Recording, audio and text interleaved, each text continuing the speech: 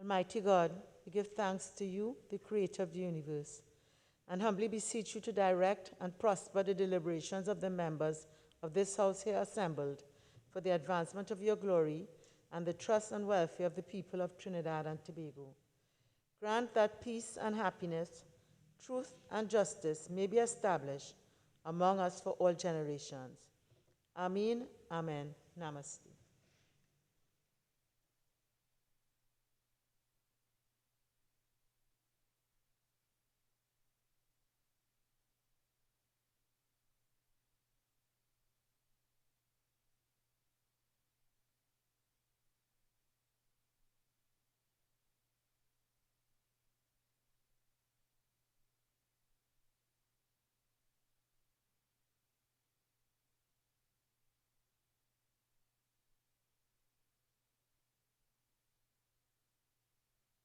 Oath or affirmation, announcements by the Speaker, bills brought from the Senate, petitions, papers.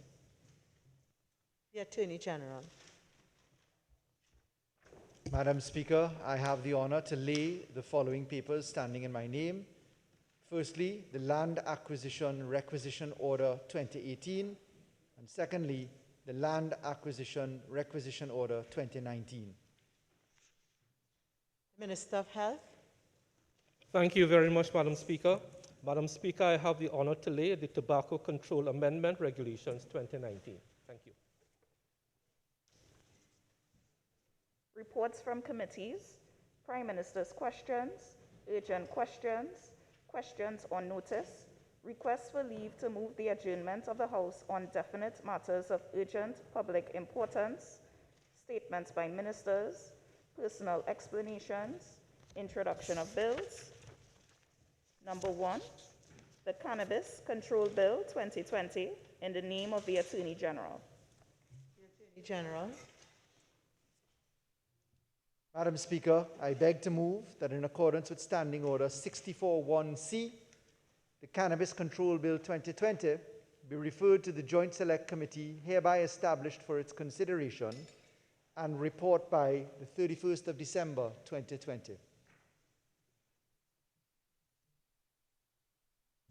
Honorable members, the question is that in accordance with Standing Order 64-1C, the Cannabis Control Bill 2020 be referred to the Joint Select Committee hereby established for its consideration and report by the 31st day of December 2020.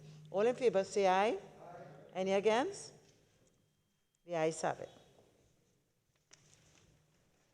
The Constitution Amendment Tobago Self-Government Bill 2020 in the name of the Prime Minister. The Prime Minister.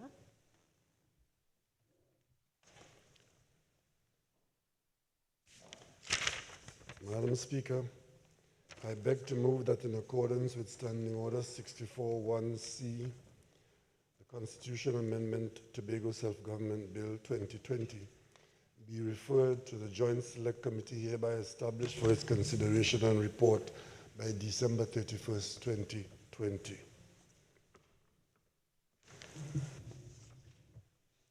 Honorable members, the question is that in accordance with Standing Order 64-1C, the Constitution Amendment Tobago Self-Government Bill 2020 be referred to the Joint Select Committee hereby established for its consideration and report by the 31st day of December 2020.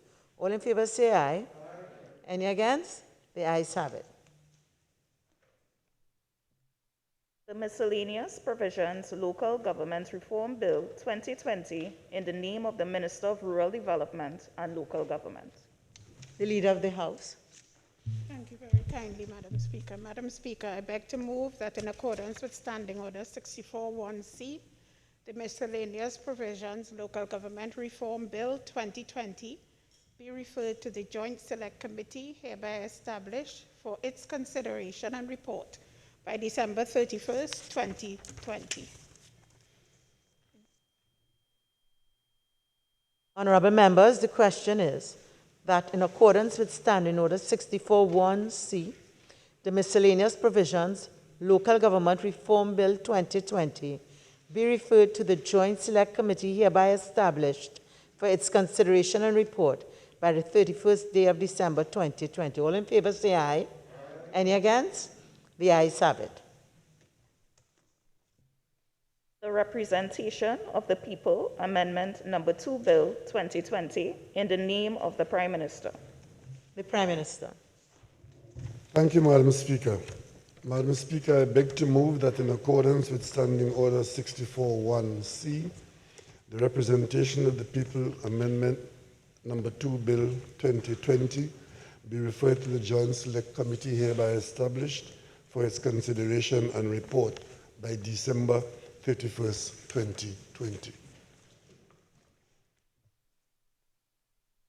Honorable members, the question is that in accordance with Standing Order 64.1c, the Representation of People Amendment Number 2, Bill 2020, be referred to the Joint Select Committee hereby established for its consideration and report by the 31st day of December 2020.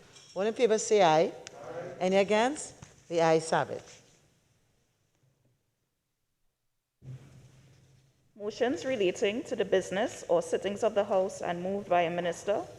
Public business, government business, bills, second reading. Honorable members, the debate on the second reading of the following bill, which was in progress when the House adjourned on Tuesday, October 13, 2020, will be resumed. A bill entitled, An Act to Provide for the Service of Trinidad and Tobago for the financial year ending on the 30th day of September 2021. Member for Oropouche East. Thank you. Thank you very much, Madam Speaker, for the kind opportunity to join the debate on the Appropriation Bill for Fiscal 2021 on what we widely believe to be at least the final day of debate. So, Madam Speaker, I am in an advantageous position of having heard several of my colleagues on both sides of the House articulate issues, policies, and programs, and indeed critique of the fiscal package. May I begin by congratulating all members of this House on their recent election to the 12th Parliament of the Republic of Trinidad and Tobago, and particularly congratulate and welcome the several MPs who are gracing these hallowed halls for the very first time, and who I can indicate have all made an excellent start to their innings in this Parliament. May I also, Madam Speaker, take the opportunity as well to extend congratulations and commendation once again to the Leader of the Opposition for her delivery of a comprehensive reply to Budget 2021, and to indicate that, as the Leader of the Opposition had promised on that day, speakers such as myself will indeed seek to amplify some of the policy issues raised, which the Leader indicated that speakers on this side of the House would indeed detail. So that would be my perspective, to do it that way. But of course, to acknowledge that this is indeed early days for the government of Trinidad and Tobago, returning to this House with one seat less than in their previous innings, and I think that is Maruga Tableland, coming back to the House with one seat less, coming back in a condition where they have to retake their guard, but retake their guard to continue really an innings that they started some time ago. That being what it is, it means, therefore, that several of us can raise issues, and we do raise issues of governance that entail not only the last few weeks, but indeed the last few years, in terms of policy development. Several of the issues raised in the budget, as we all recognize, seek to continue certain programs, certain policies, and so on, that started many years ago, in some cases many years ago, whether it is the waterfront project in San Fernando, the National Statistical Institute, hospitals in Point Fortin, Arima, the ferry, I think it's the ferry port in Toko, although I heard the member was boasting about a ferry port, but that must have been a fairy tale. But those are policies and programs that continue. And this is why we will engage some discussion on that. Madam Speaker, there are two developments of the night, one must say, to begin with. I want to begin with the developments of the day. One is, of course, an editorial in the Express newspaper of today that speaks to the government's COVID tests. And without reading at length, and certainly not reading in depth all the issues raised, the editorial of today's Express conclude that a lot of money has been spent, and I think the member for Oropouche West indicated $253 billion spent, and several $billion spent, particularly during this COVID period. And the Express indicated that there is need for an audit. In fact, the Express editorial echoed the views of the leader of the opposition and those on this side, that there's need for an audit as to where exactly this money has gone. Because when we say we spend money on COVID, what do we mean? Did we spend on the grants? Did we spend on relief for the poor? Or were we just using borrowed money under the guise of COVID to really continue recurrent expenditure, which we always knew was a crisis in this country for several years? Because we have argued on this side vehemently that the crisis did not start with COVID. This government crashed the economy before COVID. They crashed the construction sector before COVID. They crashed the transportation sector before COVID. So it is not for us to be blaming COVID for all the ills that we see before us unfolding, some very dramatic. Madam Speaker, in this debate yesterday, I sat and listened well. My good friend, the new Minister of Public Utilities, came to this house, and before delivering a gallon of water more to the population, he started with a tone of arrogance about the former partnership administration. And all he did so far was to deliver a speech, not water. We heard from other ministers speaking, and I don't want to get in detail to waste my time too much, on the arrogance and the sheer enormity of that arrogance. But what I can tell you is arrogance also has a sell-by date, and that will not satisfy Trinidad and Tobago. So, Madam Speaker, while they were boasting about WASA doing a good job, and the works doing a good job, I think a road collapsed in Aruka, while the member for Point Fortin was on his legs, poor fellow, a market blow in Point Fortin. So, I think we should end the debate quickly to prevent further disaster. This is the state of Trinidad and Tobago today.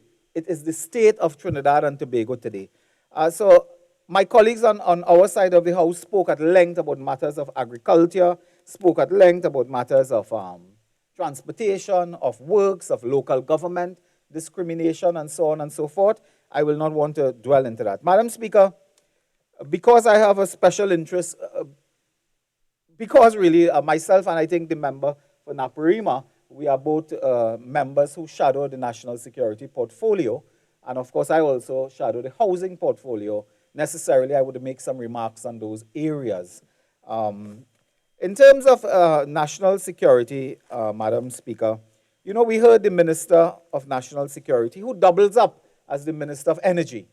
So, he changed the hat quickly.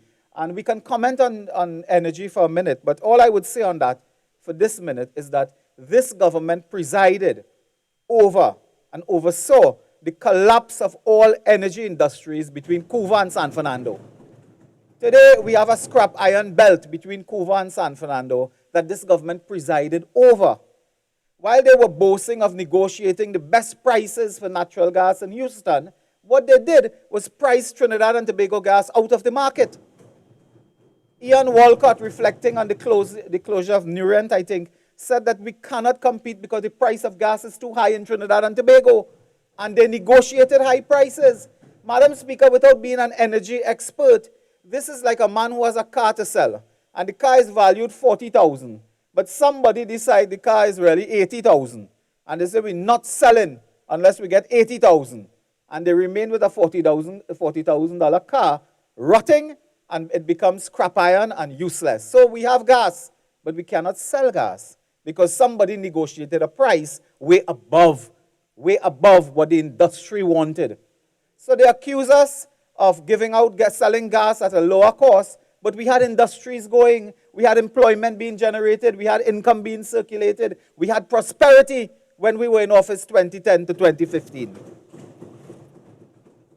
So, Madam Speaker, On the national security bit, time goes by enormously when you're here, fast. The opposition leader indicated in her address, and I wanted to dwell on that for a minute, that what we have now is a police service on the verge of collapse. This government has slashed the budget of the police service, Madam Speaker, by a whopping $181 million. Now, at a time when crime is again rearing its head in certain areas of home invasion, burglary, violence to women, and so on, you slash $181 million from the police budget. So police are complaining when they reflect on the budget. It is easy for anybody to see that they will not be able to maintain vehicles. They will not be able to buy new vehicles. They will not be able to buy new uniforms. In fact, they promised us a year ago new uniforms. They provided an amount of money in this budget only for the old uniforms for recruits, not a single dollar more. So there will be no new uniforms. And those uniforms, Madam Speaker, were meant to be equipped with all type of radio frequency, high-tech materials so that you can trace uniforms anywhere. So if the criminal hands got on uniforms, they could not use it because you could have detected where it is and who is using it and so on. That's squashed because there's no money. They slash the budget. We talk about vessels, Madam Speaker. The police established a marine unit. They got enough money to buy a raft from this budget. There will be no marine equipment for the police. So having a police marine unit means nothing. We were proud when they announced the police established a special victim unit for sexual violence and so on. And in doing that, we felt good. This was a good sign that the police was meeting and treating with that critical issue that affects particularly women in Trinidad and Tobago. In the budget, not a cent more for that program. So we are told that the women who are victims will have to go to wherever they continue to go and sit in front of everyone being victims of domestic abuse and sexual violence. And if they have to take a bath and so on, they can't because they don't have the equipment, they don't have the facility and so on. So you continue to demonstrate this inhuman, callous approach to such an important problem because you did not budget for it. You see what the Minister of Finance did, and we know what he did. In the last year, it is a little trick. Many ministries and departments were asking for money, and they did not get the money. They squeezed them. And at the end of the year, they looked to the ministry and the department and said, that's all the money you spend? Okay, we're not giving you any more because it looked like you could use that. That's all you could spend. But there were requests for more funds, and they did not get it. So when the minister looked, he said, well, you can't spend money, we're not giving you. But you never gave in the first place in fiscal 2020. That was, Madam Speaker, the little accounting trick that they used in doing this business. So, Madam Speaker, no boat for the police, no equipment for that unit, special victims unit and so on. No technology, all the talk over the years about drones, body camera, taser, all type of thing. Absolutely nothing. Madam Speaker, the police station between Guapo and Point Fortin and the Southwest Peninsula, when a man is charged in one area, if he has to take a shower, police have to put on siren and carry him to the next police station to bathe. That is Trinidad and Tobago. And you continue to squeeze the TTPS. They don't have money for photocopier, for staple, for ink, for paper. That is the situation we face.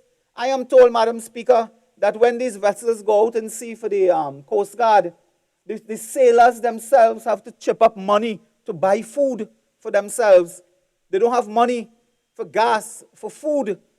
And we talk about border patrol and international technology and doing this and doing that and what? Digitalization and so on. When the sailors have to take money from their pocket to buy food.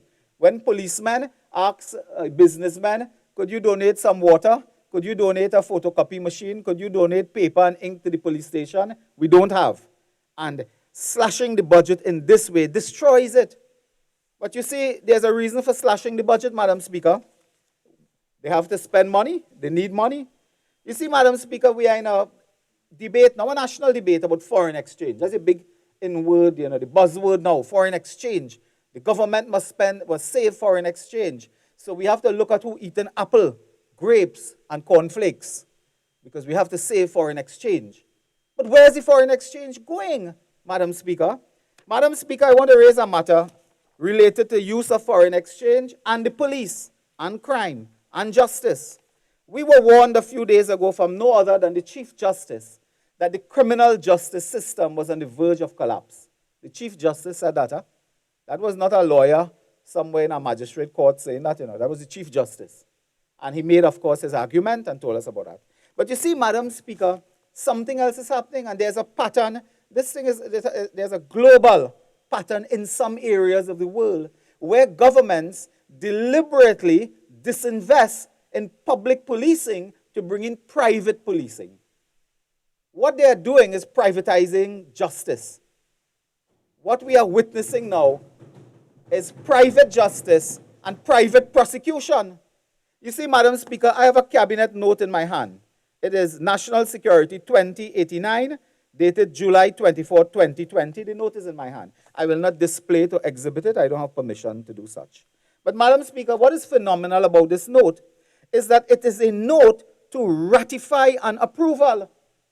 To ratify an approval. An approval was given by the Honorable Prime Minister to spend money. So they go to Cabinet for what is called covering approval to okay what the Prime Minister did before. But that was money to expend foreign exchange to the tune of $66 million that the Prime Minister, of course, okayed. And then they went to Cabinet later to okay this for a company in England, Edmonds, Marshall, McMahon Limited, and PricewaterhouseCoopers, to conduct investigations and so on. Now, Madam Speaker, let me make the point absolutely clear, because I know what the next speaker or speakers will say. We're raising this matter because we have cocoa in the sun. Madam Speaker, I'm no cocoa farmer. I have no cocoa in the sun. Madam Speaker, nothing is wrong with an independent police service and an independent DPP. Recruiting, engaging, paying, and managing the task of external professionals to help in investigations. This happens every part of the world. It happens. So nothing is wrong with that. You know what is wrong? What is wrong is when a politician okays money for private prosecution of their political opponents. In the famous Endell Thomas case, I think Lord Diplock reflected on this when he said it was wrong in law and ethics that politicians pay taxpayers' money for private prosecutions. So you have people from England here, Madam Speaker, 6 persons became SRPs. Do you know last year, those 6 persons got from the police budget? Nothing is budgeted to the police for this. The police took money which would have gone to photocopy paper, ink, and so on, $15 million to pay a foreign SRP group of 6 persons from the United Kingdom.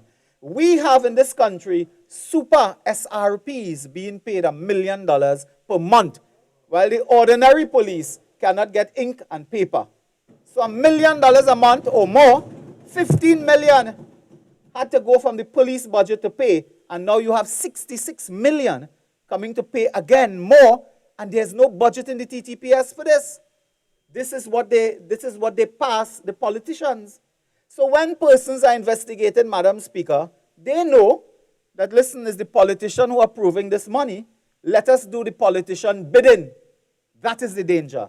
And Madam Speaker, our information is the foreign UK-based SRPs, 6 of them, indicated in writing to the office of the DPP that their priority is former ministers of the People's Partnership. That created a scandal. They said that was their priority. It was not investigating wrongdoing where other people commit wrong and so on. They didn't too much care about that. Wasn't the priority. The priority was ministers of the former administration. Because who pay the pounds, call the wrongs. Who pay the piper, calls the tune. So when they know that one person is approving 66 million, they say, well, what can we do for you, sir? We need that money. Like Max House, we need the money. This is where we are today with private prosecution. That is the most dangerous development of our democracy. And again, I reiterate, Madam Speaker, we believe that if the police need help and the DPP need help, they should source it themselves, oversee the tasks and duties themselves, pay themselves, and do not depend on politicians paying money for that. You see, Madam Speaker, a gentleman by the name of Edward Jenkins, Queen's Counsel at the DPP office, was very concerned that before the election, there were leaks from that special white-collar mongoose gang. They leaked in the papers, charges coming, former ministers, former officials, charges coming, and Edward Jenkins was mad like that because that was undermining their work. And they were leaking to the press to say charges coming because that was part of a political campaign. And that happens when you do this, Madam Speaker. But you see, Madam Speaker, the police cannot get money because 100 million plus has to go to the special SRPs for private prosecution of political opponents. And the Prime Minister did it. He did it. We have it in black and white here. Black and white. How can a Prime Minister give covering approval for $66 million? Madam Speaker, so I raise this matter to indicate that all will not be well. In the coming days, they will take police off the street. Cars will fall apart. People will believe that you can commit crime and get away because there's no police outside there. The police don't have resources. We are going back to the days where when you call the police station, they call for a taxi to come home by you. And the police is on the verge of collapse in Trinidad and Tobago because they took the foreign exchange to pay a white-collar foreign mongoose gang to chase down political opponents. And we have the evidence here. Tell us it's not true. In other decent countries of the world, I checked, you know, when they're investigating Donald Trump, the American president, it is done from an independent office. Those investigators are independently paid. It has nothing to do with the White House and Donald Trump. This is probably why they can go at all presidents the way they do. But Madam Speaker, here, if you investigate political opponents, the political directorate pays. Another crisis we have in national security. Madam Speaker, I have the information, but I will not call it. I will not say it. I am aware, and I will not say where. I am aware. Madam Speaker, do you know it was under the Patrick Manning administration that they introduced a widespread CCTV camera system in this country? It was really, it really came about because in that year, I believe we had the Summit of the Americas, 2008, thereabout, and we went on to that.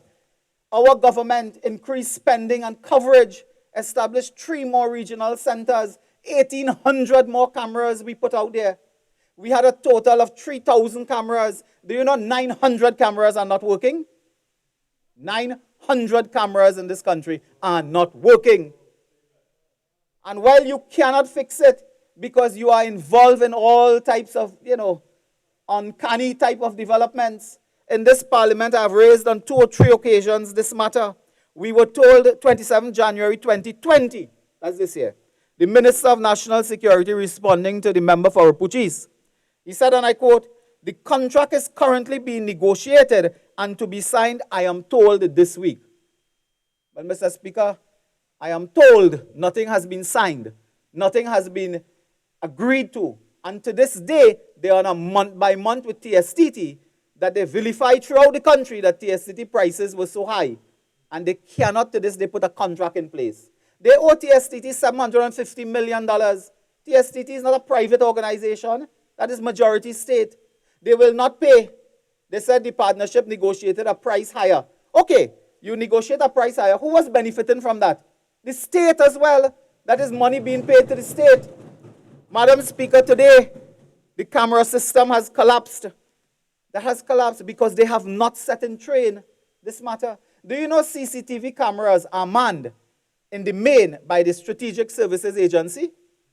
An organization that is called I-Spy, a spying agency, not the police. I-Spy is responsible for the operational command of CCTV camera, not the police. This is one of the few countries on the planet where police do not have operational command over CCTV cameras.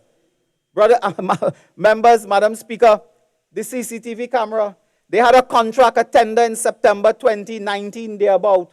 Madam Speaker, do you know, I related it already, so I will not go in detail. When that time come for the bidding, the deadline for bid, a mysterious email appeared saying the bidding time would be expanded by 14 days, September 2019. Mysteriously, when we checked through the email trail and so on, it said this was from National Security. You know, when the bidders got back their package, all the packages were open? They got back packages that were open and were told that National Security said we extending the bid at the moment at which the deadline came, as if somebody was supposed to send in a bid and couldn't make it. To this day, when we raise that matter, there is no investigation into that. You would think there would be an investigation. This thing is worth $300 million plus. Madam Speaker, there's no investigation, no outcome, no findings as to who authorized the extension of that bid and on what grounds. And who opened them. They should have dust for fingerprints to see who opened those bids. How can you open a bid and send it back to the bidder and say, look, you have 14 days again? What kind of thing is that? And then accuse us of bid rigging and all sorts of foolishness in the world.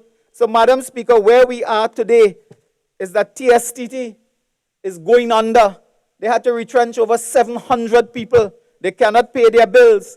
They're being owed hundreds of millions by the government of Trinidad and Tobago because they believe that the partnership, they maliciously believe that the partnership administration do that. Madam Speaker, another matter of national security I touch on quickly, Madam Speaker. You will recall as well, in this crisis, we have been speaking time and time again about the stranded nationals. It is a shame, it is a disgrace that citizens of Trinidad and Tobago must cry blood on foreign soil to return to the country of their birth. Madam Speaker, all that was required on those of us on this side of the House one day had a discussion. All we said is that we would create a multipartite committee of national security, of health, of advocacy groups, of, in some cases, relatives, representatives, and work out a coherent, transparent policy on bringing nationals home. So clearly, we would have dealt with the elderly, those persons who are sick, single mothers with small children and so on. Do we have to read, Madam Speaker, I have a pile of about 50 letters in my hand. I cannot read it now, of mothers crying tears that they are away from their children, that of parents who said that their house in Trinidad could be sold away because they are not there. There are persons who are crying that their house have been burglared, Madam Speaker, because they are not in Trinidad. The minister has a policy that he alone knows. And you write, you beg, you grovel, and maybe you get through.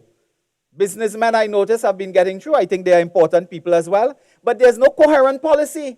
Madam Speaker, hours ago, I had the opportunity to interact with a British Member of Parliament, Mr. Steve Baker. Madam Speaker, 48 hours ago in the British Parliament, he rose on behalf of the people of Trinidad and Tobago to raise their matter in the British Parliament. Representing the constituency, I believe, of Wycombe, he raised this issue on behalf of Trinidadian nationals in the British Parliament.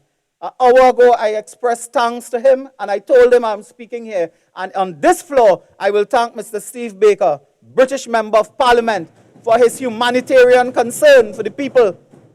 It is a shame and disgrace when a foreign parliamentarian must raise their voice to defend Trinidad and Tobago nationals. Under humanitarian principles, and those here are callous, are cold, are brutal. That, Madam Speaker, is a shame. And he expressed thanks to me and to our political leader and our party for the work we have been doing in advocacy for those persons. Madam Speaker, I thank him on behalf of the people of Trinidad and Tobago for raising this matter and call on the Minister of National Security, don't allow yourself to be humiliated further. Devise a coherent policy. Work with the nationals and their relatives and advocacy groups now and ensure that our nationals come back. Because you said they have COVID. What has happened in this country with COVID? Before the election, on August 10th, 132 cases, 8 deaths. 1 month later, 2,000 cases and 42 deaths. And today I think is 90. What have you done? That is a completely different matter. But Madam Speaker, I wanted to raise the plight of those persons who are stranded abroad and need our help, our compassion. And it is not enough to say we have grants. As the Express editorial today said, you spend all the money in grants and you're claiming how much you do. And every single day people go to the media, they go to the MP office, they write, they cry, they beg. A lady, I will not call her name, she went to the media house, then she contacted me. You know, she needed is some food. Food for 2 small children. And you cannot satisfy that, but you boast of how much billions you borrow. It is a shame and disgrace, Madam Speaker. Shame and disgrace. But Madam Speaker, they are, and let me remind you, they are about foreign exchange. They are about foreign exchange. That is what they are about. So in foreign exchange now, they have to save money, save foreign exchange. Foreign exchange, of course, is foreign dollars and so on. Madam Speaker, the leader of the opposition in this parliament, a few days ago, issued a call to the government, a passionate call, that the government should consider a 5% wage cut, consider some type of vivid manifestation of their commitment to the poor, to the suffering, to the underprivileged. Madam Speaker, there has been a conspiracy of silence. It is as if somebody passed a note, don't talk about that. Even now we're silent. Madam Speaker, they ignored that call while other progressive countries in the world have responded. Not that if you give a 5% of your salary, you'll balance the budget, but you demonstrate from leadership at the very top, as the member for Siparia was suggesting. You demonstrate that you will make a sacrifice of some kind. And that is what led to another bacchanal in the public domain over Mustang and Mercedes, Maybach, I think they call it, and those type of things that the ministers favor. You see, Madam Speaker, that led to it, and the Minister of Finance is aware. The Minister of Finance is aware. I think he has about 3 or 4, and well-deserved, I think, with the yacht. So he will know of that. But you have to, Minister of Finance, understand the plight of the poor, the suffering, the underprivileged, while you're here, blow back in that convertible Mercedes-Benz Maybach that you sport around. Madam Speaker, but it is not, they are saving money to do something else. You see, this foreign exchange thing is a curious thing. While they attack apple, grapes, and cornflakes, I have in my hand here a circular dated March 7, let me be careful, March 17, 2017. It's called Minister of Finance Circular Number 2 to permanent secretaries, heads of departments, etc., etc. You know what this government did, Madam Speaker? They went and made fundamental changes for all the benefits associated with foreign travel of government officials. At a time when they cry out, the last government left them what, fumes? They cried, they had nothing, energy price collapsed, the last government went with this, went with that. I mean, if you listen to them, you would think we pick up stove and fridge and carry it on the back. Madam Speaker, they were crying in 2016 and 17, they had nothing, and they had to sacrifice. Anybody remember the Prime Minister telling ministers not to take loan for luxury cars? What that led to? About 25 more luxury cars.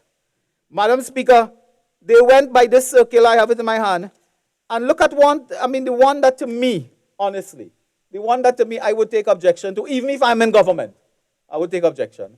Since Eric Williams to today, Prime Minister's traveling. And every 10, 15 years, a cabinet will change that and put a few $100 here, a few $100 there, and so on. That's normal. When we were in government, unless I'm mistaken, stand corrected, we never changed per diem and allowance for anybody. Prime Minister, Minister, nobody we changed. It was a 2007 figure, I think, from a 2007 Mr. Manning cabinet. And we worked with that. We said, no problem. We'll work with that.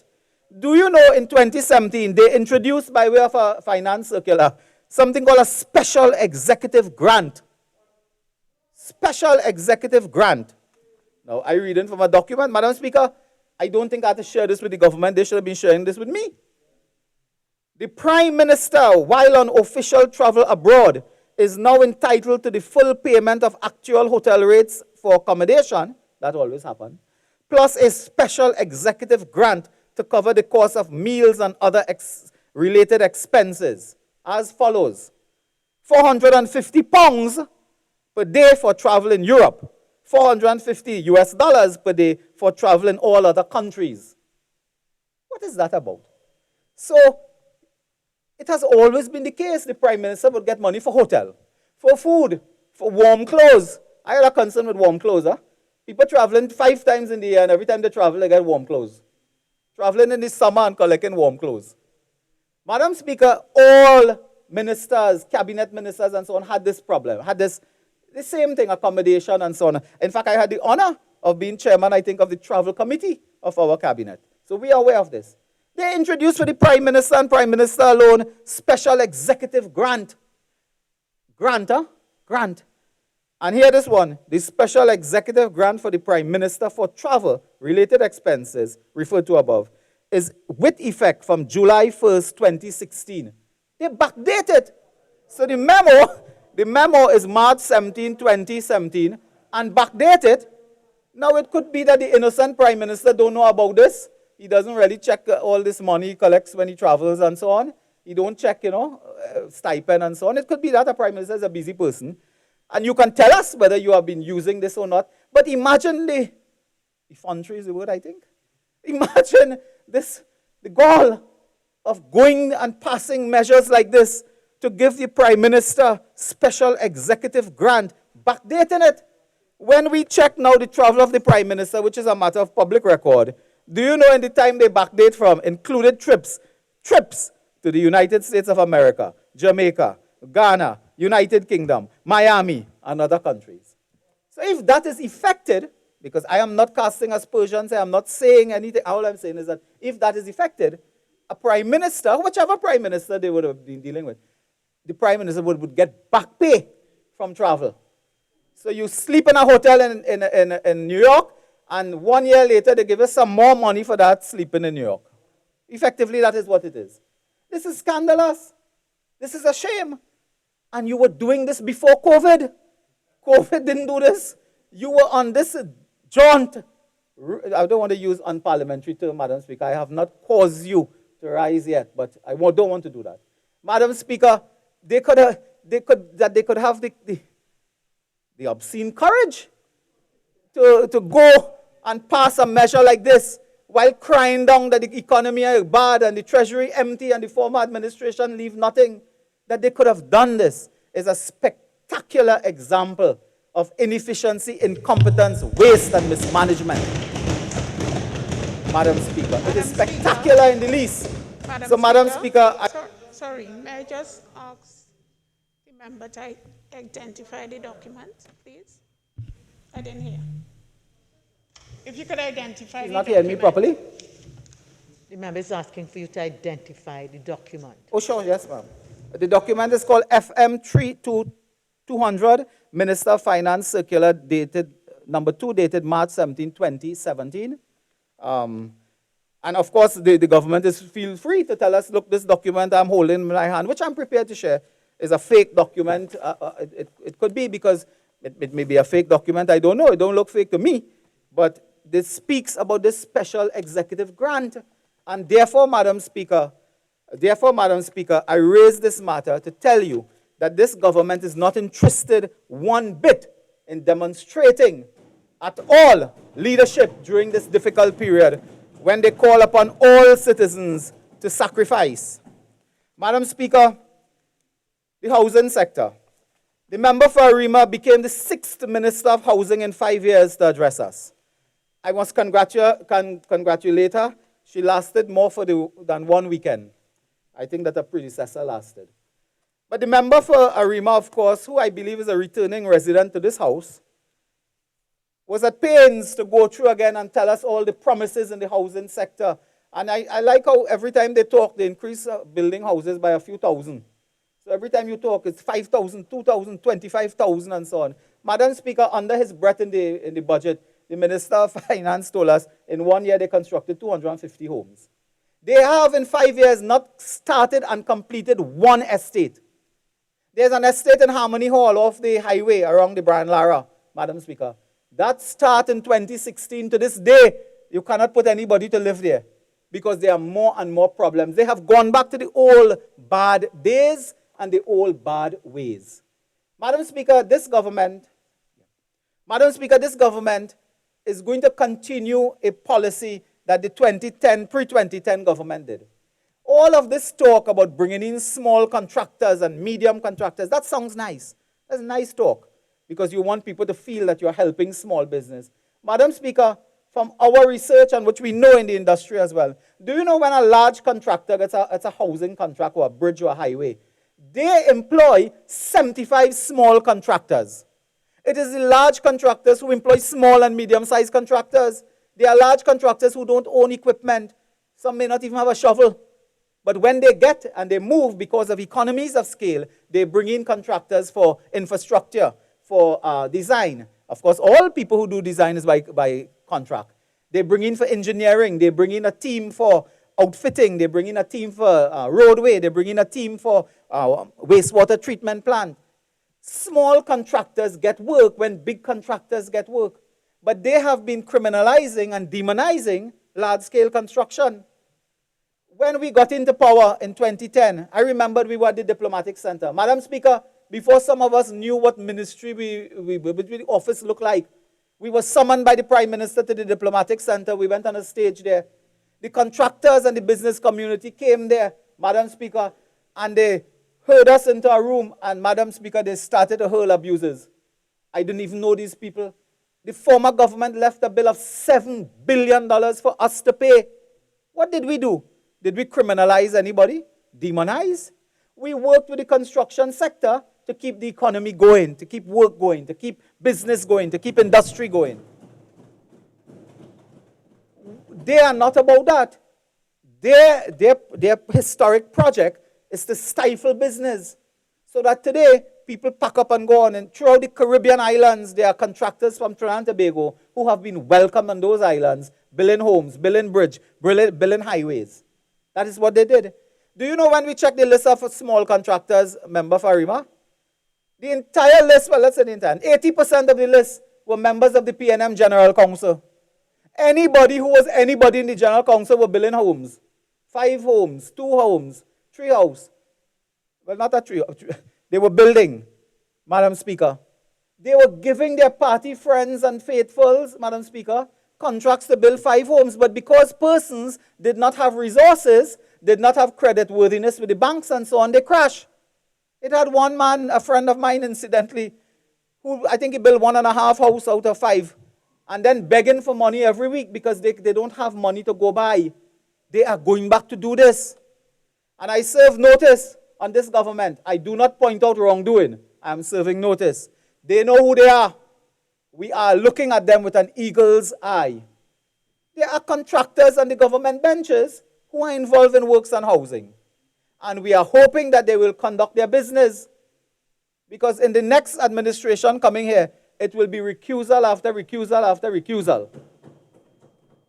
Because you have businessmen MPs. And that is a risk that you take. So, Madam Speaker, in the last 5, they couldn't build. They talk about private-public ownership, building construction projects. Madam Speaker, the private sector did not respond. You know what is to me amusing? You know who responded to the private-public sector invitation by the government? The large-scale contractors. Because they are the ones who had resources and economies of scale. So their own policy over 5 years that spoke about private, public, and I don't have to name them, you all know who they are, was large-scale contractors who responded, not small and medium. So when you introduce this policy, this will be a recipe for further squander, mismanagement, and waste in the housing sector that we will see unfolding, Madam Speaker.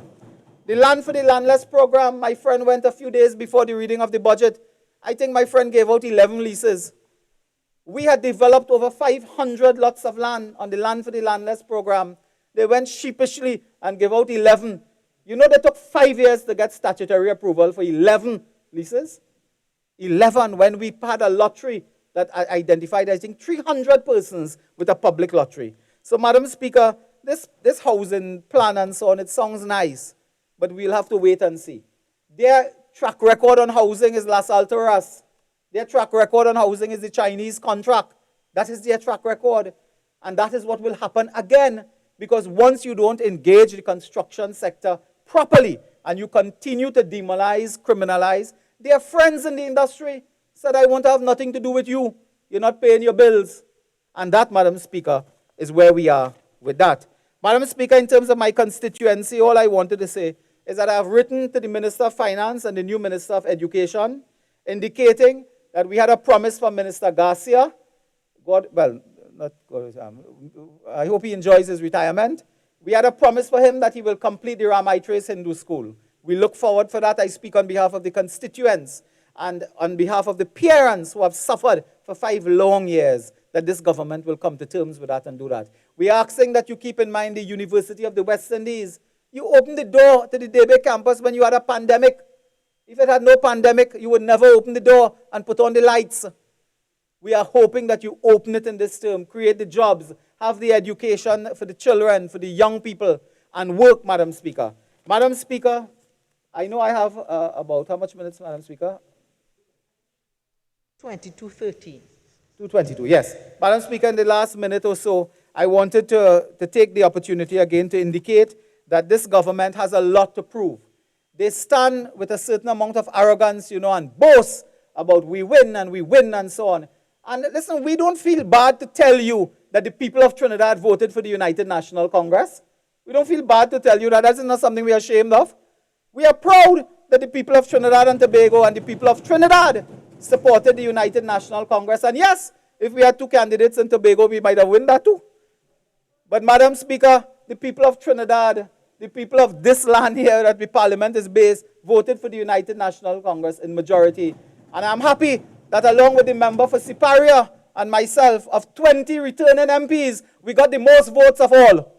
As the former Petrotrin chairman said, of all. So we came back confident. We are here confident to do our business. We are here confident that we will keep the government on their toes and account. And today, the Prime Minister and others who will speak will answer some of these questions, and they will attack us, and they will say all type of nasty things and so on. That is your political DNA. We are accustomed to that. But we will really like the government to keep in mind that you cannot ask this population to sacrifice when you yourself are not prepared to give up a grain of rice to sacrifice to the people of Trinidad and Tobago. Madam Speaker, I thank you. Member Farouk Maloney.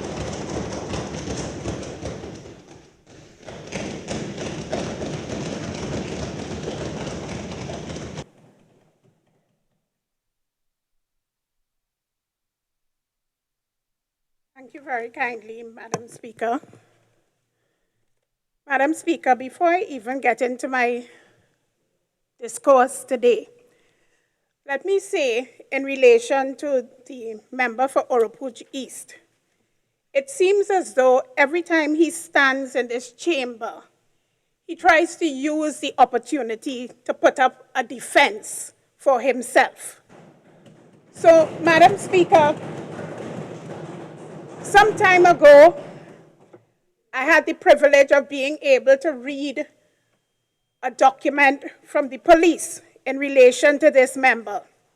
I think it was a search warrant.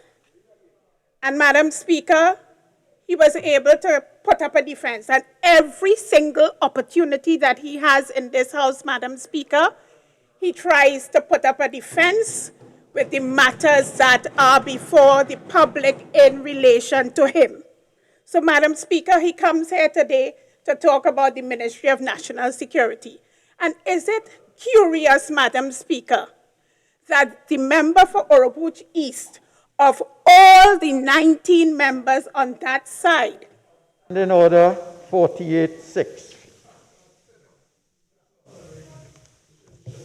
Overruled.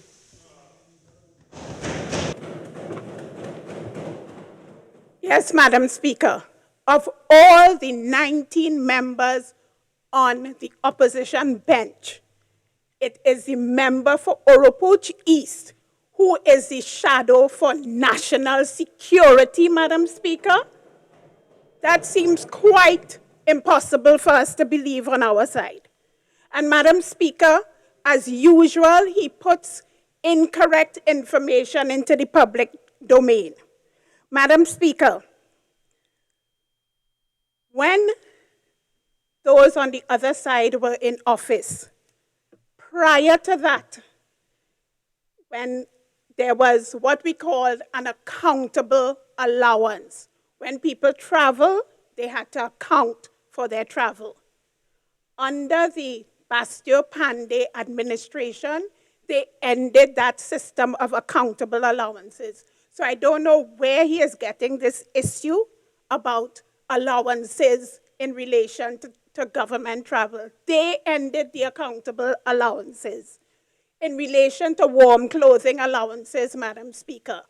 Madam Speaker, it is every 2 years, if someone is traveling to a temperate climate, they are allowed a warm clothing allowance. It's for anybody in the public service who is traveling.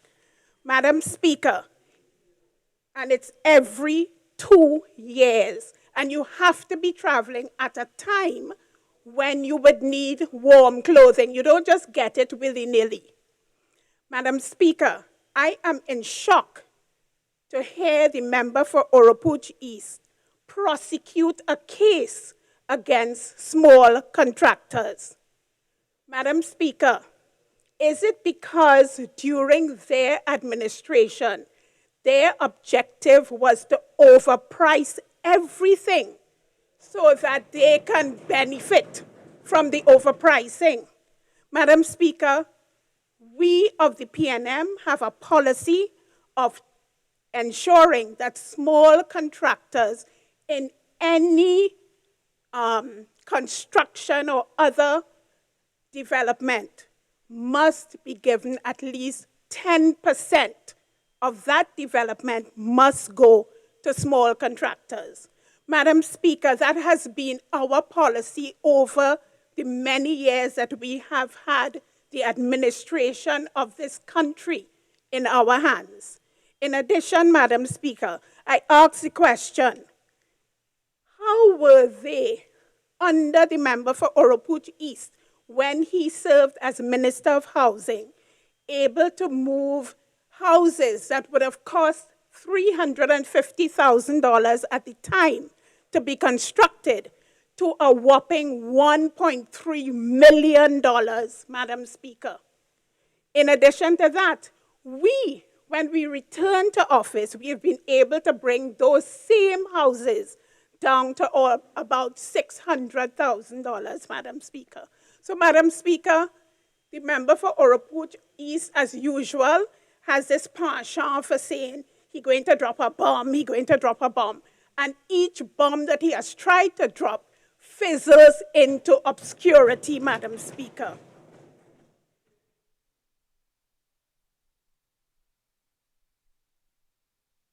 Madam Speaker,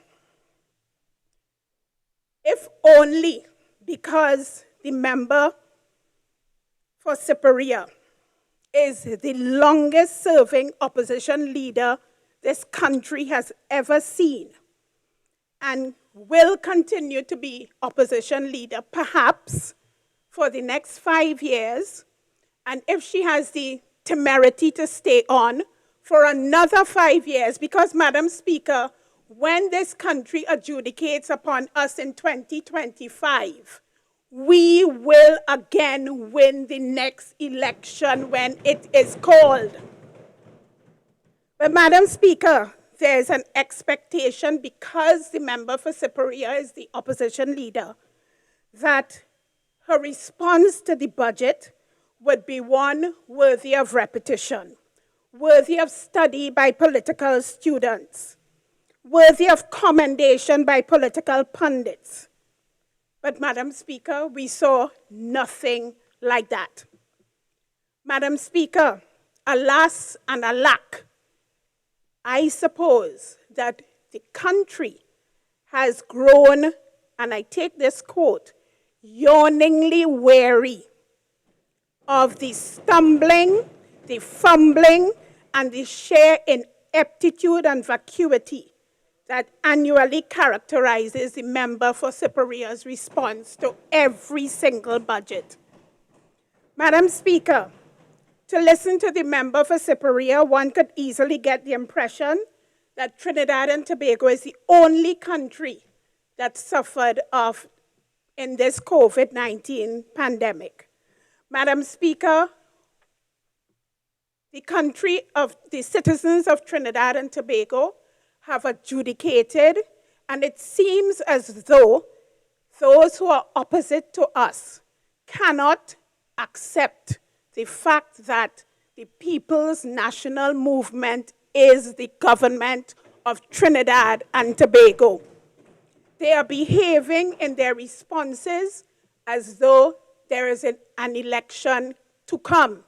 The election has been held, you were found wanting, and it is the PNM in governance. Madam Speaker, apart from the member for Oropouche East, there are so many on the opposite side who, by their very presentation, took me back to the early years of my childhood when we were regaled with Anansi stories. Stories designed either to scare us, to make us afraid of the dark, and to make us afraid generally. But Madam Speaker, try as they might, the population made their choice. And we will be here for the next 5 years under the astute leadership of the member for Diego Martin West and political leader of the PNM. Madam Speaker, the repeated attempts to tarnish the names and reputations of the members on this side will always fall flat. What the opposition leader should do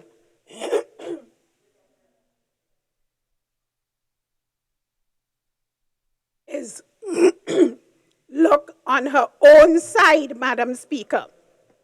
Madam Speaker, on the one hand, we have one who was fired from TSTT under some very strange circumstances, and whose reputation at the St. Augustine campus of the University of the West Indies is neither for his academic prowess nor for his research capacity.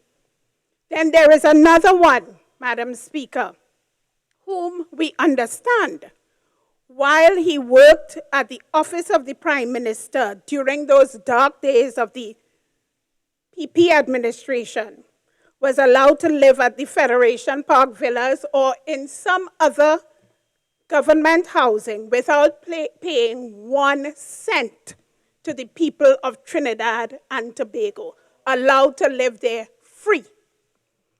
Then, Madam Speaker, while we were led to believe that baggage handlers were only employed at the airports, recent revelations in the national media have also indicated why it was necessary for another member to always be so strident in his defense of the member for Cyperia. Standing Order 48 for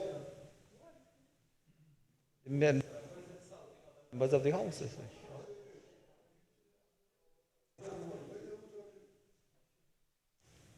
Overruled.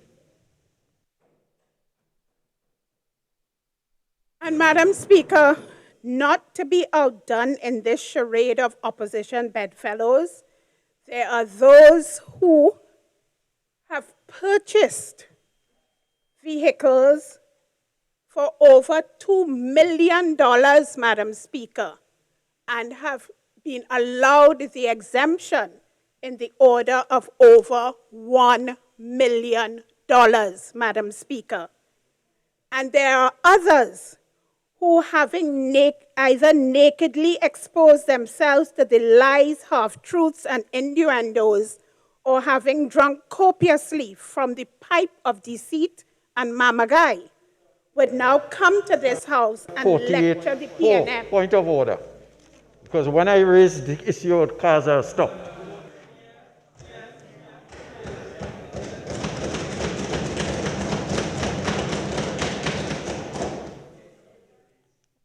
My recollection, having sat here for quite a number of days, is that the issue of cars and exemption has been a very live issue in this house coming from both sides.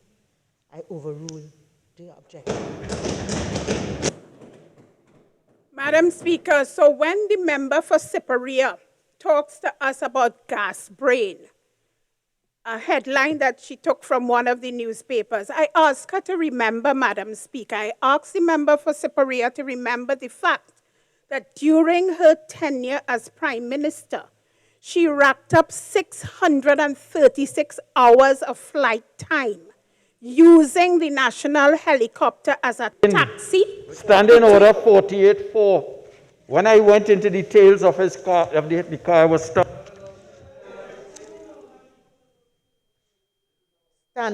Standing Order 48-4.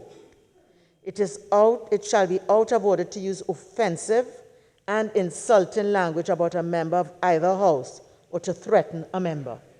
I overrule.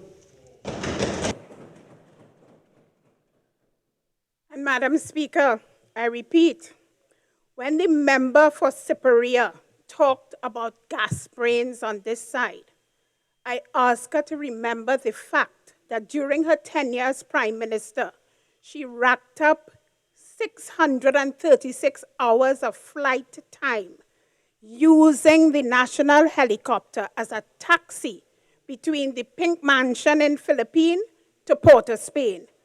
Those joyrides, Madam Speaker, cost the taxpayer over 6 million. Standing Order 48-6. Standing. Member. Another member is on her legs, yes? Thank you, Madam Speaker. Standing Order 48-6.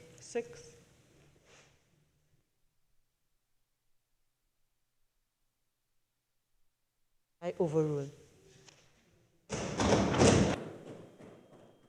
Madam Speaker, the sheer hypocrisy of the members on the other side, especially the new additions, is enough to warrant grave concern by the national community. And Madam Speaker, I rise on Standing Order 48-4. Hypocrisy.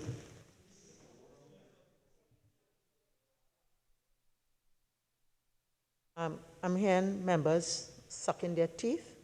I consider that unparliamentary. We all understand tolerance in this House. Member for Naparima, while you're entitled to stand any number of times to raise an objection under the standing orders, any sort of reckless use of the standing orders could also be a breach of the standing orders. I overrule once again that anything that has been said thus far qualifies under Standing Order 48-6. Madam Speaker, we on this side take our oath seriously. And Madam Speaker, we thank God for the astute leadership and guidance of our own political leader, whose moral compass continues to be our example and our guide, and stands in sharp contrast to that which passes for leadership on the other side. Madam Speaker, having left the economy in shambles when they were voted out of office in 2015, they, on the other side, did all in their power to obstruct us as we tried to bring this economy back to its legs. Madam Speaker, instead of working with us on issues such as the NSITT, on issues such as the Tobago legislation, on issues such as FATCA, on issues which would deem the people of Trinidad and Tobago to be in a position to move this country forward, all they did was object stridently to everything. Madam Speaker, I stand on a point of order, Standing Order 48-6. The member is incorrect. There was no final report for the Tobago legislation.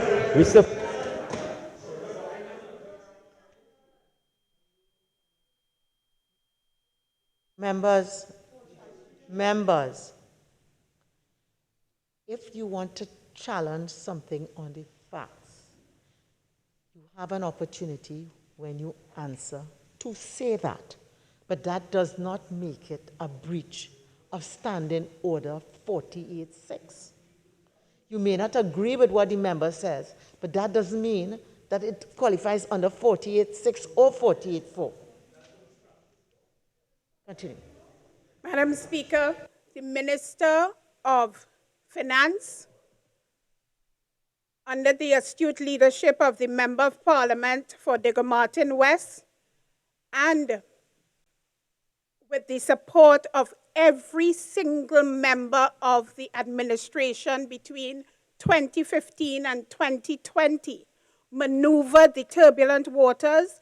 We kept the ship of state afloat, sailing stubbornly and defiantly, much to the delight of the stout-hearted and the believers, but to the absolute disappointment, chagrin, and despair of those opposite us, those obstructionists. Madam Speaker, to ensure that we met our commitment to the people of Trinidad and Tobago, we developed our Vision 2030. But in our obligation to leave no one behind, we have interconnected Trinidad and Tobago's national development initiatives to the Global Sustainable Development Goals through 5 thematic areas as stated in Vision 2030. These are: 1, putting people first, nurturing our greatest asset. 2, delivering good governance and service excellence. 3, improving productivity through quality infrastructure and transportation. 4, building globally competitive businesses. And 5, placing the environment at the center of social and economic development. Madam Speaker, in our recent successful participation at the high-level political forum of the UN on sustainable development in July 2020, Trinidad and Tobago's presentation highlighted positive strides made under 8 of the 17 SDGs.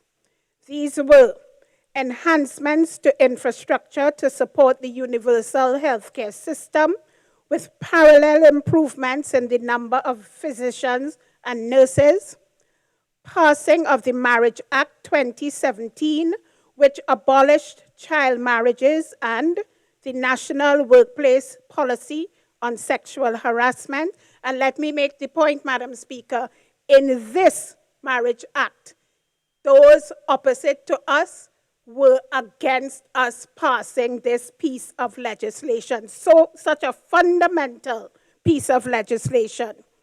The development of the National Social Mitigation Plan, the development of a national policy on persons with disabilities, the establishment of a gender-based violence unit within the police service, and the establishment of the children's court system to support women and children. Further to this, Madam Speaker, during fiscal 2020, government and the Inter-American Development Bank, the IDB, signed a loan agreement to fund the Urban Upgrade and Revitalization Program executed by the Ministry of Housing and Urban Development. Additionally, in keeping with monitoring and addressing issues that affect the vulnerable, through the IDB, during the lockdown period of the COVID-19 pandemic, we were able to access US $24.45 million under 4 loan operations currently in execution under the IDB. This money was redirected to be better utilized within the health and social sectors towards dealing with the pandemic.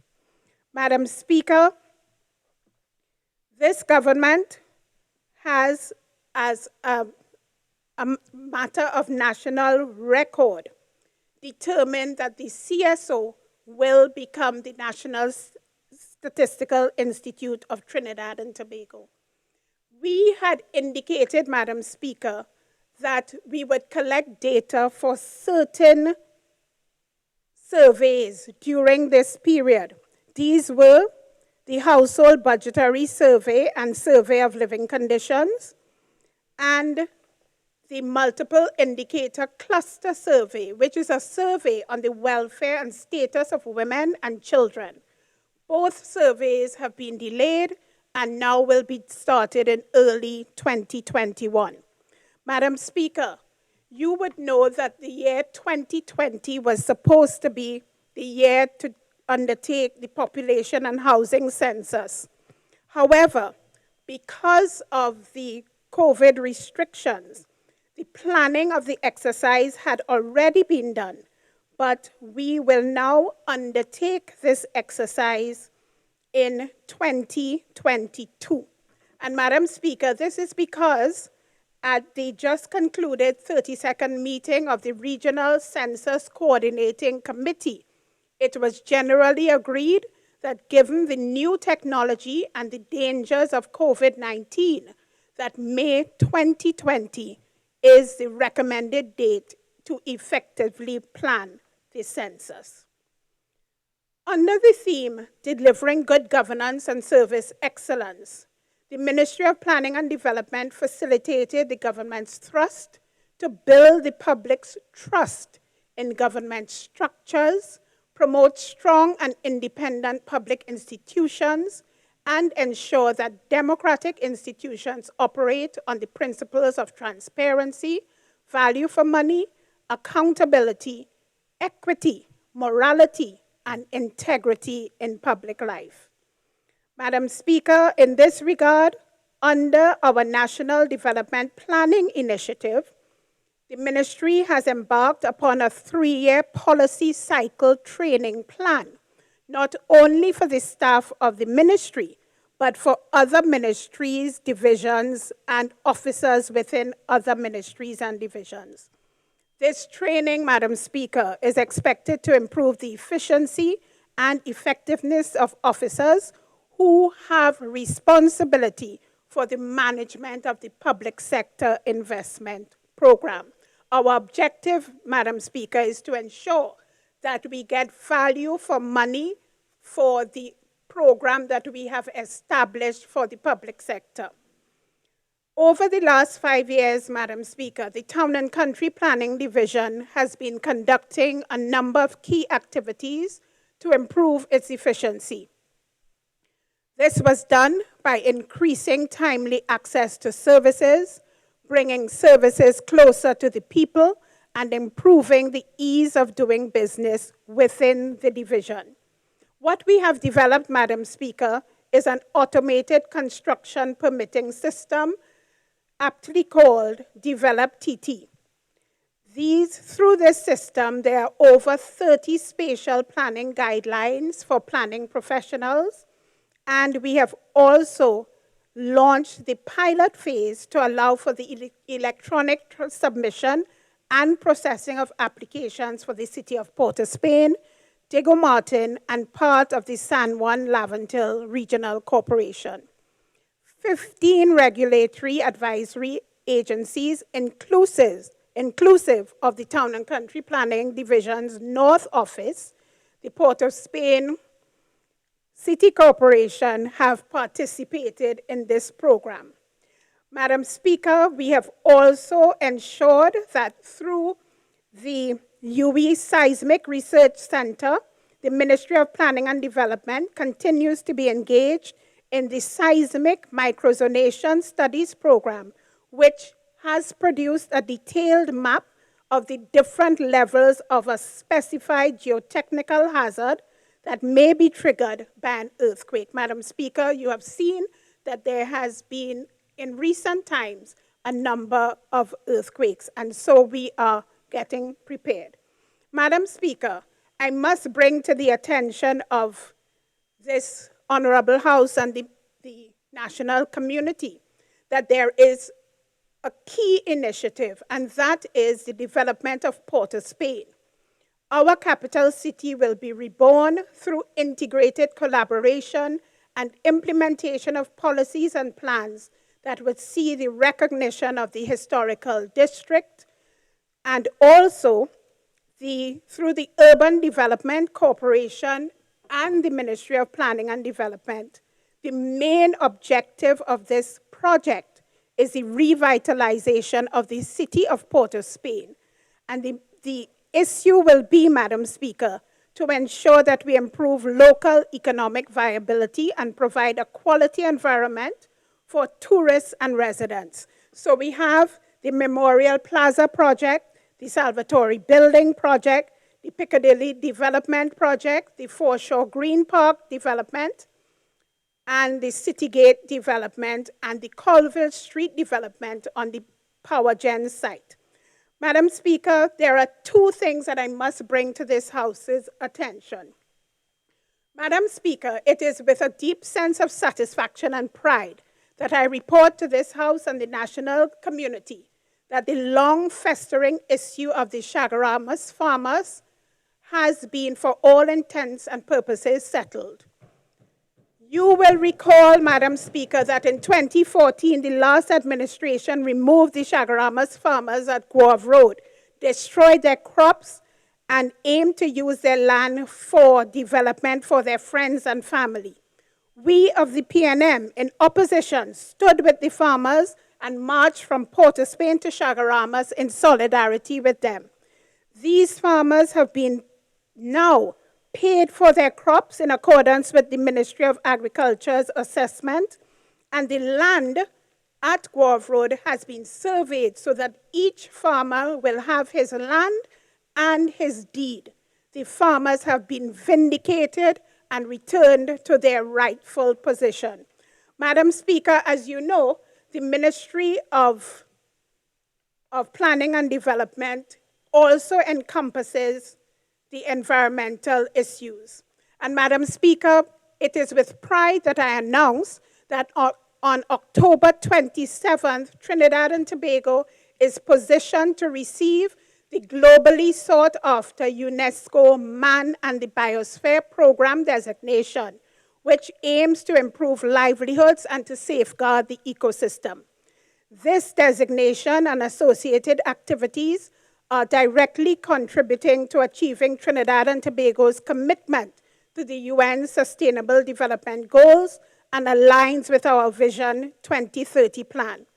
Once declared, Northeast Tobago's UNESCO site will be the largest UNESCO Man and the Biosphere site in the English-speaking small Caribbean islands. This designation was made possible through careful collaboration between the Ministry of Planning and the Tobago House of Assembly. And this fruitful collaboration will continue in the second quarter of fiscal 2021. Madam Speaker, the success of these initiatives would not have been possible without technical assistance under the EU Environment Programme, without technical assistance from the CDB, without technical assistance from the IDB, from CAF, and from several other international agencies of this nature. Madam Speaker, we on this side have said without let or hindrance that during our development, we will ensure that the environment remains at the center of development. And as a consequence of this, we are moving to ensure that persistent organic pollutants, which are hazardous, will not form part of the environment of Trinidad and Tobago. And we've been working hard on ensuring that various landfills, and in particular, the Guanapo landfill, will soon be reorganized and eventually work to the benefit of the people of Trinidad and Tobago. Madam Speaker, in all of this, the government and the private sector and the people have to work together. So this collaboration, Madam Speaker, through the National Tripartite Advisory Council, where labor, the private sector, and the government sector representatives have been collaborating on a number of critical priority issues, the results of which will be immeasurable benefits to all sectors of the national community. And Madam Speaker, this NTAC has worked assiduously in moving to implement through the Cabinet the Productivity and Work Ethic nationwide program of activities which has been assigned to the Ministry of Planning and Development. The program is expected to be launched in the first quarter of 2021. It is a program in which all citizens will be expected to be involved. Madam Speaker, NTAC has also advised and made recommendations to the Cabinet on amendments to the Industrial Relations Act, Chapter 8801, the Retrenchment and Severance Benefits Act, Chapter 8813, and we are currently working on recommendations for amendments to the Workmen's Compensation Act. Madam Speaker, the issues of income inequality, retrenchment, and its impact on the socio-economic development of Trinidad and Tobago, the issue of government bureaucracy and its impact on competitiveness are just some of the other issues that we'll be working on. Madam Speaker, we on this side say without fear of contradiction that the people of Trinidad and Tobago made the right choice when they elected 22 of us on this side to work in their favor. Madam Speaker, I am sure that during this budget debate, they have looked at both sides. They have looked at the behavior of those opposite to us, and they have breathed a sigh of relief that they did, in fact, make the right choice in putting the PNM back in government. Madam Speaker, on behalf of us on this side, we are thankful to those who elected us. I am particularly thankful to the people of Aruka Maloney, who again made the choice in favor of the People's National Movement. Madam Speaker, I want to make one announcement with regard to what has happened recently in Aruka Maloney. There was a WASA main break there at Orange Grove. And today, from last night, we have been working on rectifying it. And I want to thank the Minister of Public Utilities, the Minister of Works and Transport, the chairman of the Tunapuna Piarco Regional Corporation. And I also want to say that within 2 to 3 days, this situation will be sorted out because we are getting 2 Bailey bridges from Chaguanas, from the Ministry of Works and Transport, and that situation will be rectified. So I thank the people of Aruka Maloney for their support. And Madam Speaker, I thank the members of this side of the House for contributing to this debate in the way that they have, and for making sure that the people of Trinidad and Tobago understand that they have, in fact, done what was right and what was pleasing in God's sight by putting the PNM back in office. Thank you, Madam Speaker.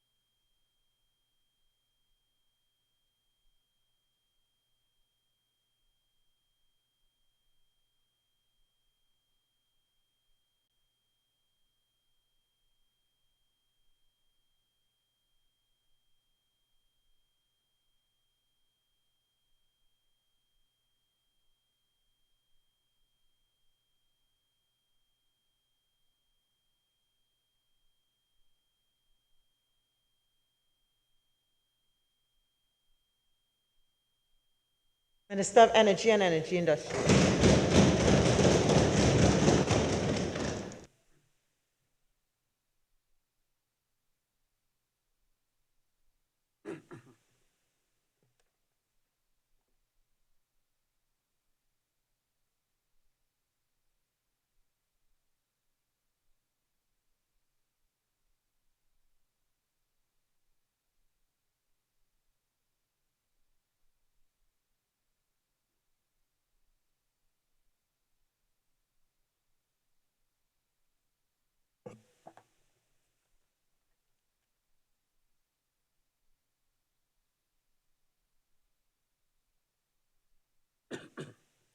Thank you very much, Madam Speaker.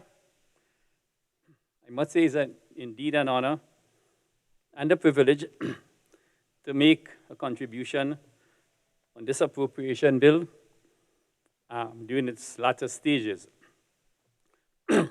Today, I want to start off by congratulating and thanking our esteemed political leader and Prime Minister for leading the People's National Movement once again to an election victory. We are the only true national party. It makes no sense saying you win election in Trinidad. There's one country, Trinidad and Tobago.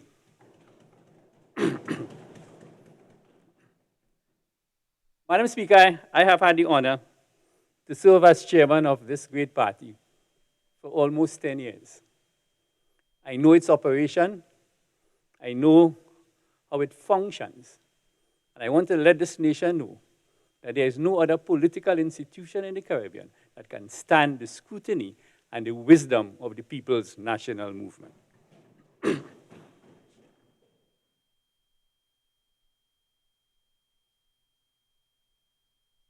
Because we never, if you read the PNM Constitution, we never deviate from our core founding principles. COVID, no COVID, through boom, through bust, through depression, we stand for the same fundamental principles in leading Trinidad and Tobago to a brighter future for all our children. I also want to take this opportunity to thank the Honorable Prime Minister for giving me the opportunity to serve once again as the Minister of Energy and Energy Industries. I give him the assurance, and I want to give the nation the assurance that I will continue to try my utmost to perform in a creditable way to make sure that the energy sector, which continues to be the mainstay of the national economy, is kept on an even keel, and hopefully we can grow in the coming 5-year period. I also want to congratulate the two key ministers in the preparation of the budget, the Minister of Finance and the Minister of Planning and Development. But, Madam Speaker, with regards to the Minister of Finance, I just want to quote, it is not often one quotes oneself, but I want to quote from my speech in the Senate on the first budget debate of the last term on Wednesday, the 21st of October, 2015. The contribution of the Honorable Franklin Khan, Leader of Government Business. And I quote, "I know that there was some apprehension when an engineer, a former Minister of Works and Transport, was selected by the Honorable Prime Minister to be the Minister of Finance, and not an accountant or an economist. But I want to say, Madam President, that an engineering mind is one steeped in logic, systems, cause and effect. It is data-driven, situation-driven, and seeks logical and scientific outcomes to problems.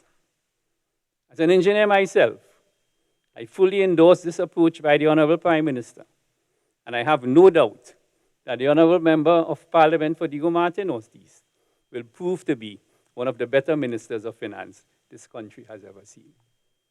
Ladies and gentlemen, Madam President and Madam Speaker, members of this House, history will so record.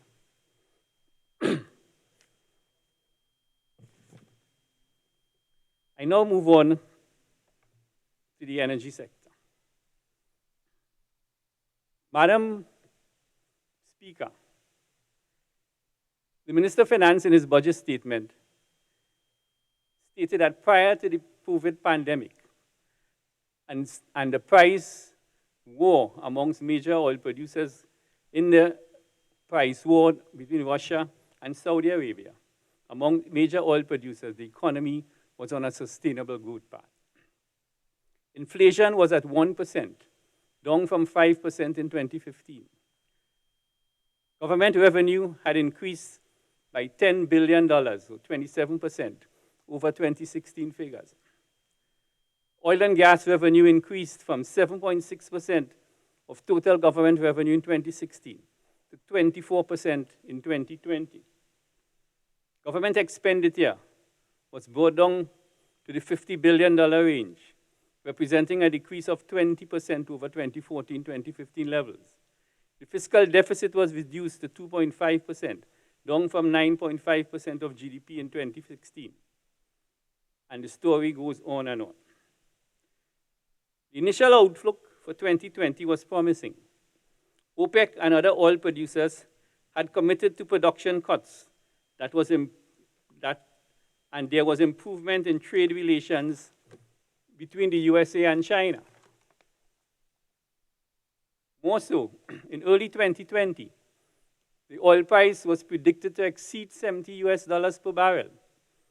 In January 2020, benchmark WTI and Brent prices stood at 57, 52, and 63, 65 respectively. However, natural gas prices was low at that time at $2.02 per MMBTU. Global economic turmoil. In early 2020, the global economy was adversely impacted by two major events. There was a price war between the major global oil producers, which was followed by the COVID-19 pandemic. Both of these events, as in other economies, have been deleterious to the economy of Trinidad and Tobago, particularly the energy sector. On April 20th of this year, West Texas Intermediate oil price collapsed to the negative for the first time in history, a price of negative $37.63 per barrel. In April 2020, WTI and Brent averaged $16.55 per barrel and $18.38 per barrel. Natural gas prices at the Henry Hub benchmark reached record lows. The average monthly Henry Hub spot price for the first 6 months of the year was $1.81 per MMBTU. Monthly prices reached a low of $1.63 per MMBTU in June, the lowest monthly inflation-adjusted real price since 1989. However, countries have been taking steps to get their economies back on track. As at October 12, 2020, WTI and Brent approximate $40 and $42.28 per barrel respectively, and natural gas spot prices average $2.88 per MMBTU. In the 2021 budget, the Minister of Finance, based on reputable industry information, set the budgeted oil price at $45 per barrel and the budgeted gas price at US $3 per MMBTU. In the context of the global environment, the budgeted price of oil and gas is quite rational. The US Energy Information Administration predicts that oil markets will become more balanced in 2021, and Brent will increase to $47 per barrel, and our benchmark WTI will increase to $45 per barrel. The EIA expects that rising demand for natural gas and demand for LNG export heading into winter, combined with reduced production, will cause Henry Hub spot prices to average $3.38 per MMBTU in January of 2021. These forecasts are in line with that of respected energy analysts and publications.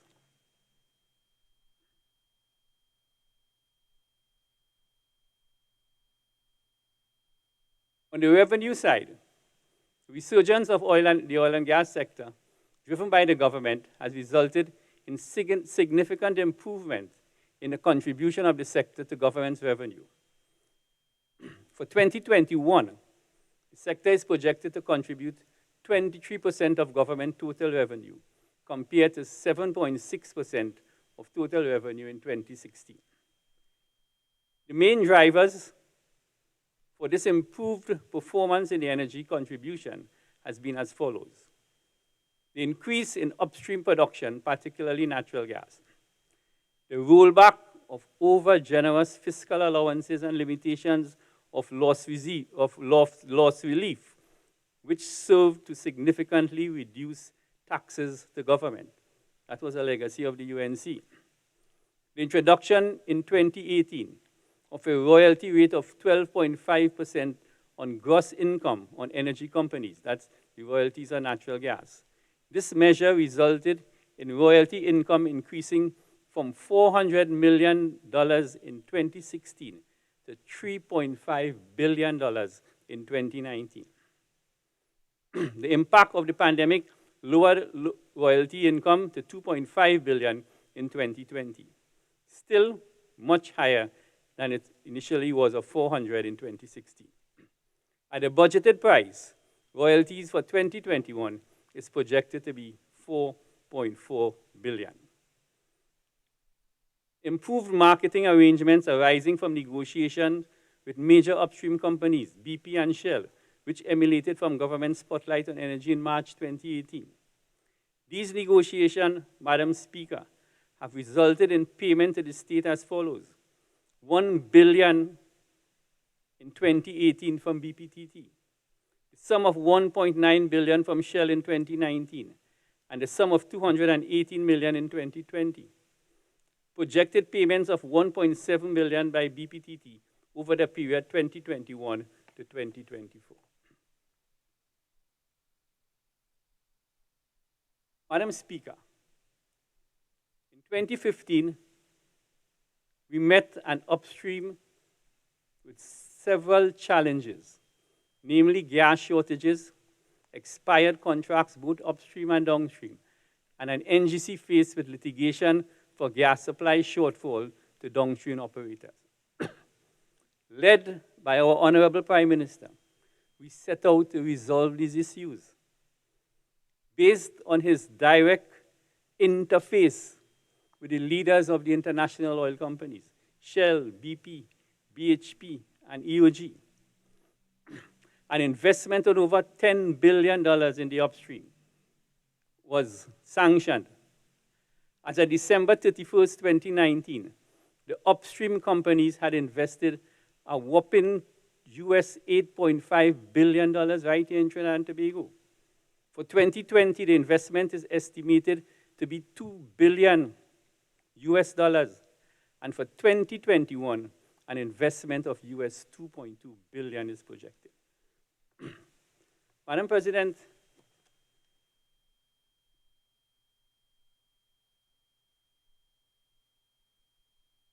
as we speak, I just want to share some information with this honorable House.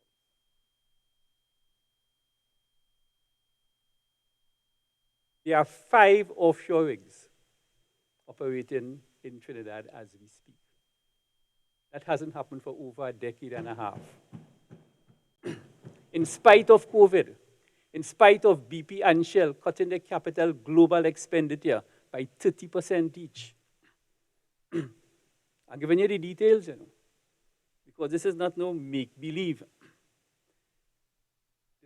Despite serious challenges in bringing international crews into Trinidad for some of the key jobs on the offshore rigs, which they alone handle because of they are the operators. 5 rigs are in operation. Shell has a rig called the Transocean Developer 3. It is currently drilling the Barracuda prospect. It is on its 2nd well in Barracuda.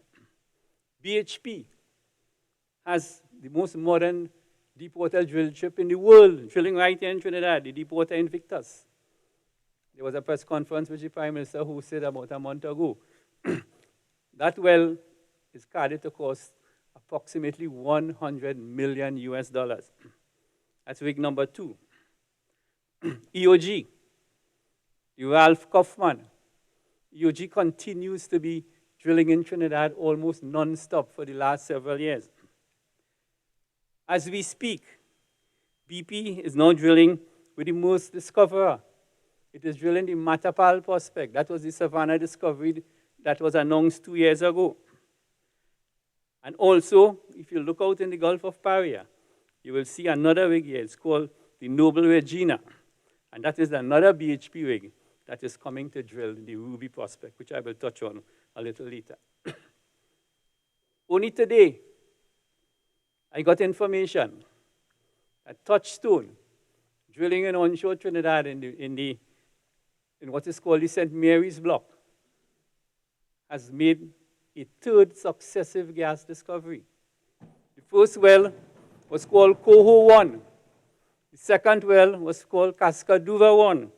And this third well, 3 successive gas discoveries in that area, is now called Chinook 1. And that will significantly increase our gas production on land because it is easier to develop gas discovery on land because the gestation period is not that long. Production from these discoveries is expected to come on stream early in 2021. And that will help alleviate the gas shortage. So this is not an idle boast. This is because we have been doing all the planning. We have been doing all the bulwark. We've been doing all the groundwork.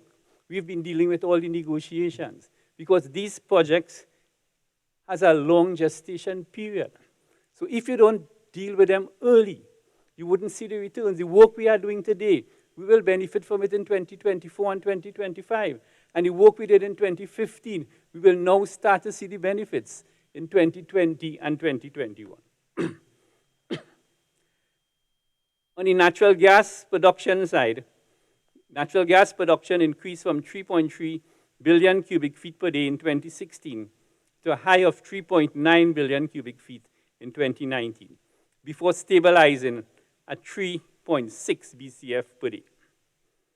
The COVID-19 pandemic has adversely affected demand, leading to lowering of gas production, currently at 3.2 billion cubic feet per day.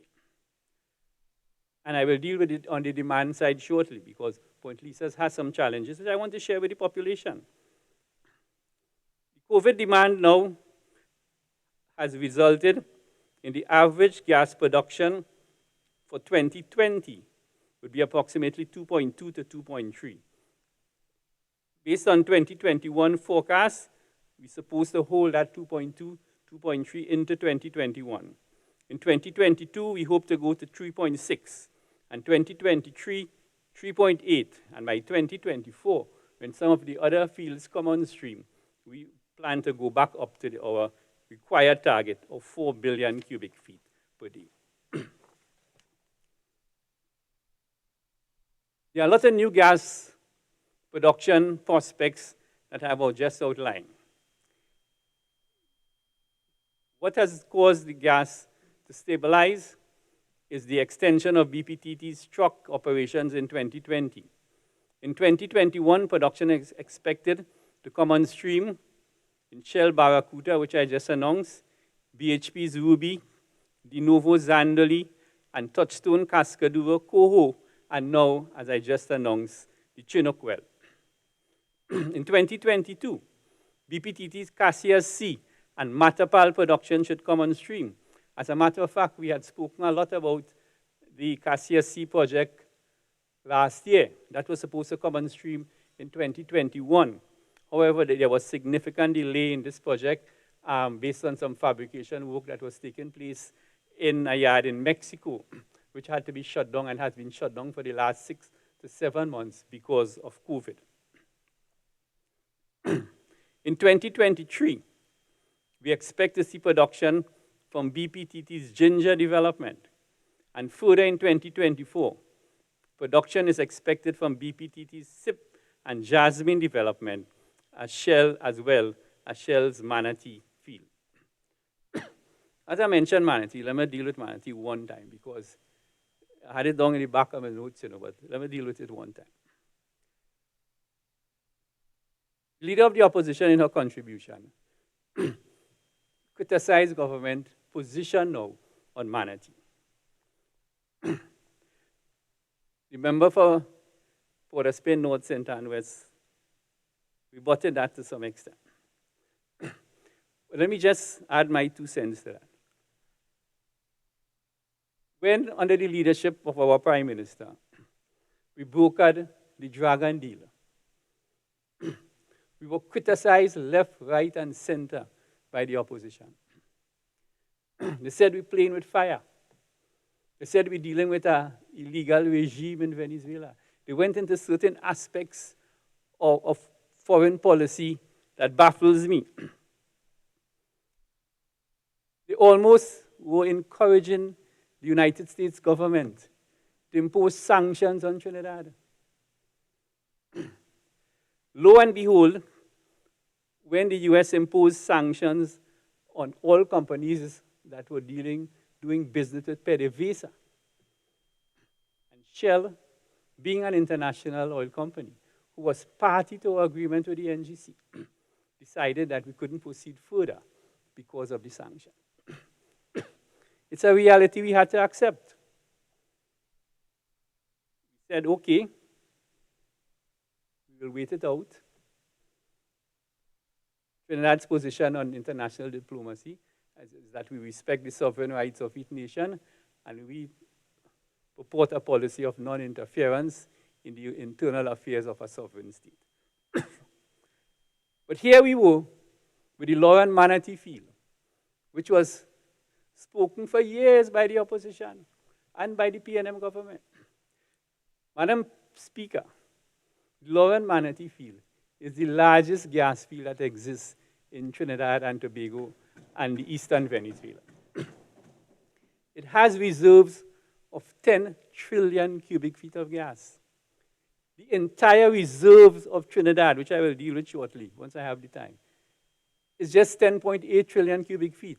So here is one oil field, one gas field, whose reserves is equivalent to almost the entire reserves in Trinidad.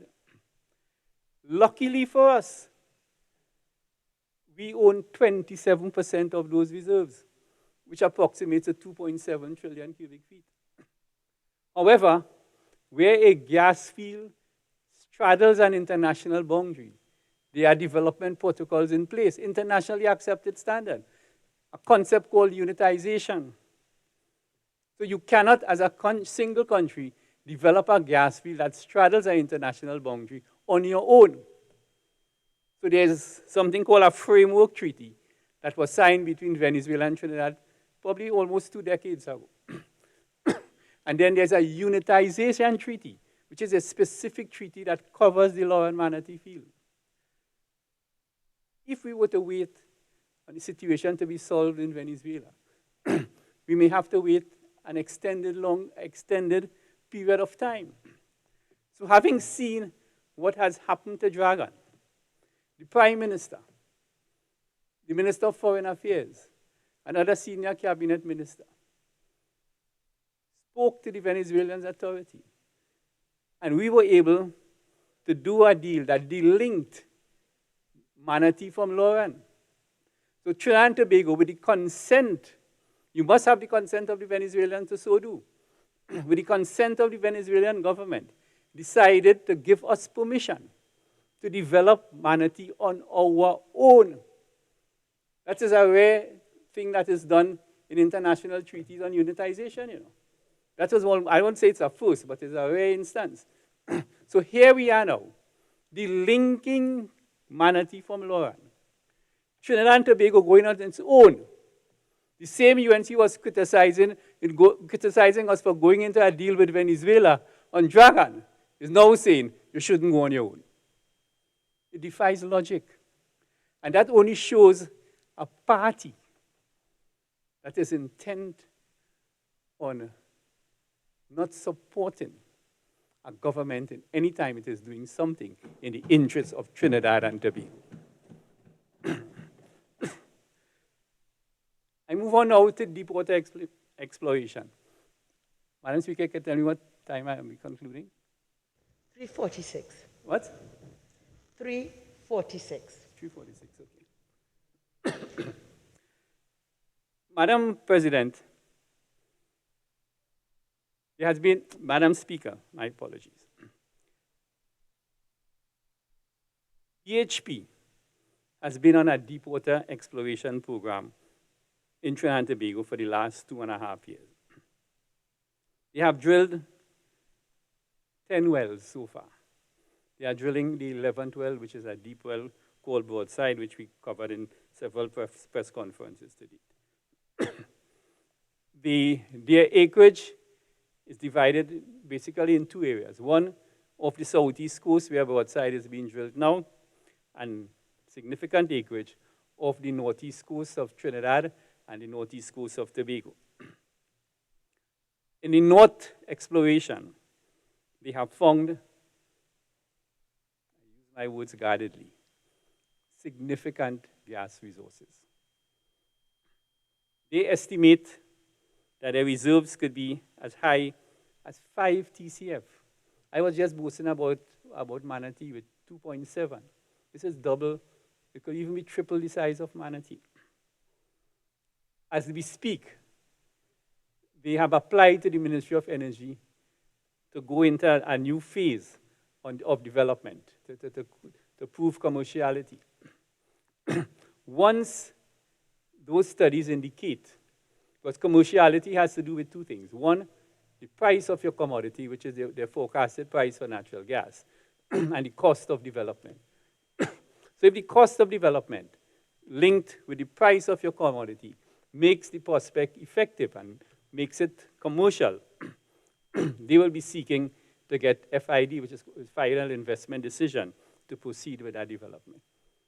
We have a meeting carried with BHP, Minister Young and myself, and let me just recognize to this House publicly today that Minister Young has been working very closely with the Minister of Energy and Energy Industry under the astute guidance of the Prime Minister of Trinidad and Tobago. And together, we champion the energy cause in Trinidad. I make no apologies for that. And we have been doing a reasonable job at it.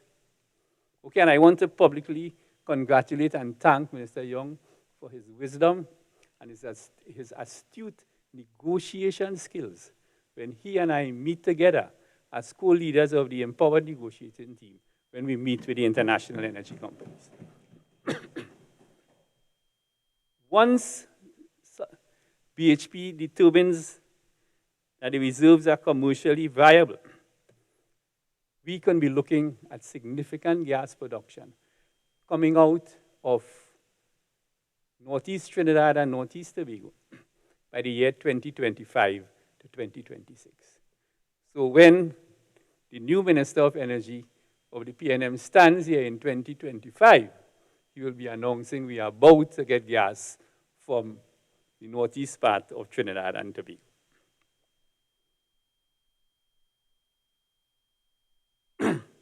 BHP has spent, one company, over $1 billion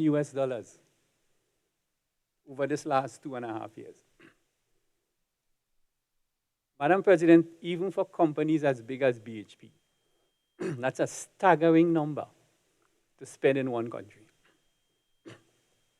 I can tell you now without fear of contradiction that there's no deep water exploration going on in any part of the world to the extent that it is going on in Trinidad and Tobago right here.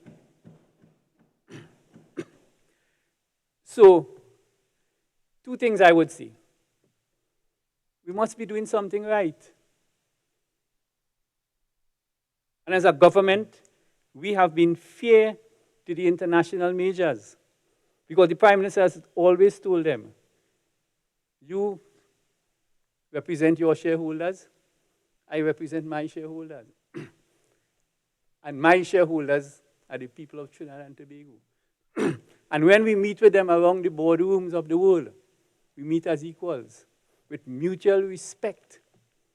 And that is what has put Trinidad on the international energy map. And that has been the legacy of the People's National Movement since Dr. Williams.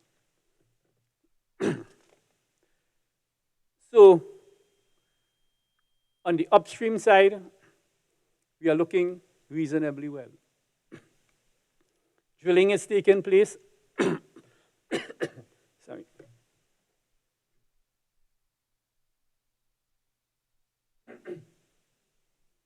Drilling is taking place by all the majors in Trinidad: Shell, BP, BHP, and DOG.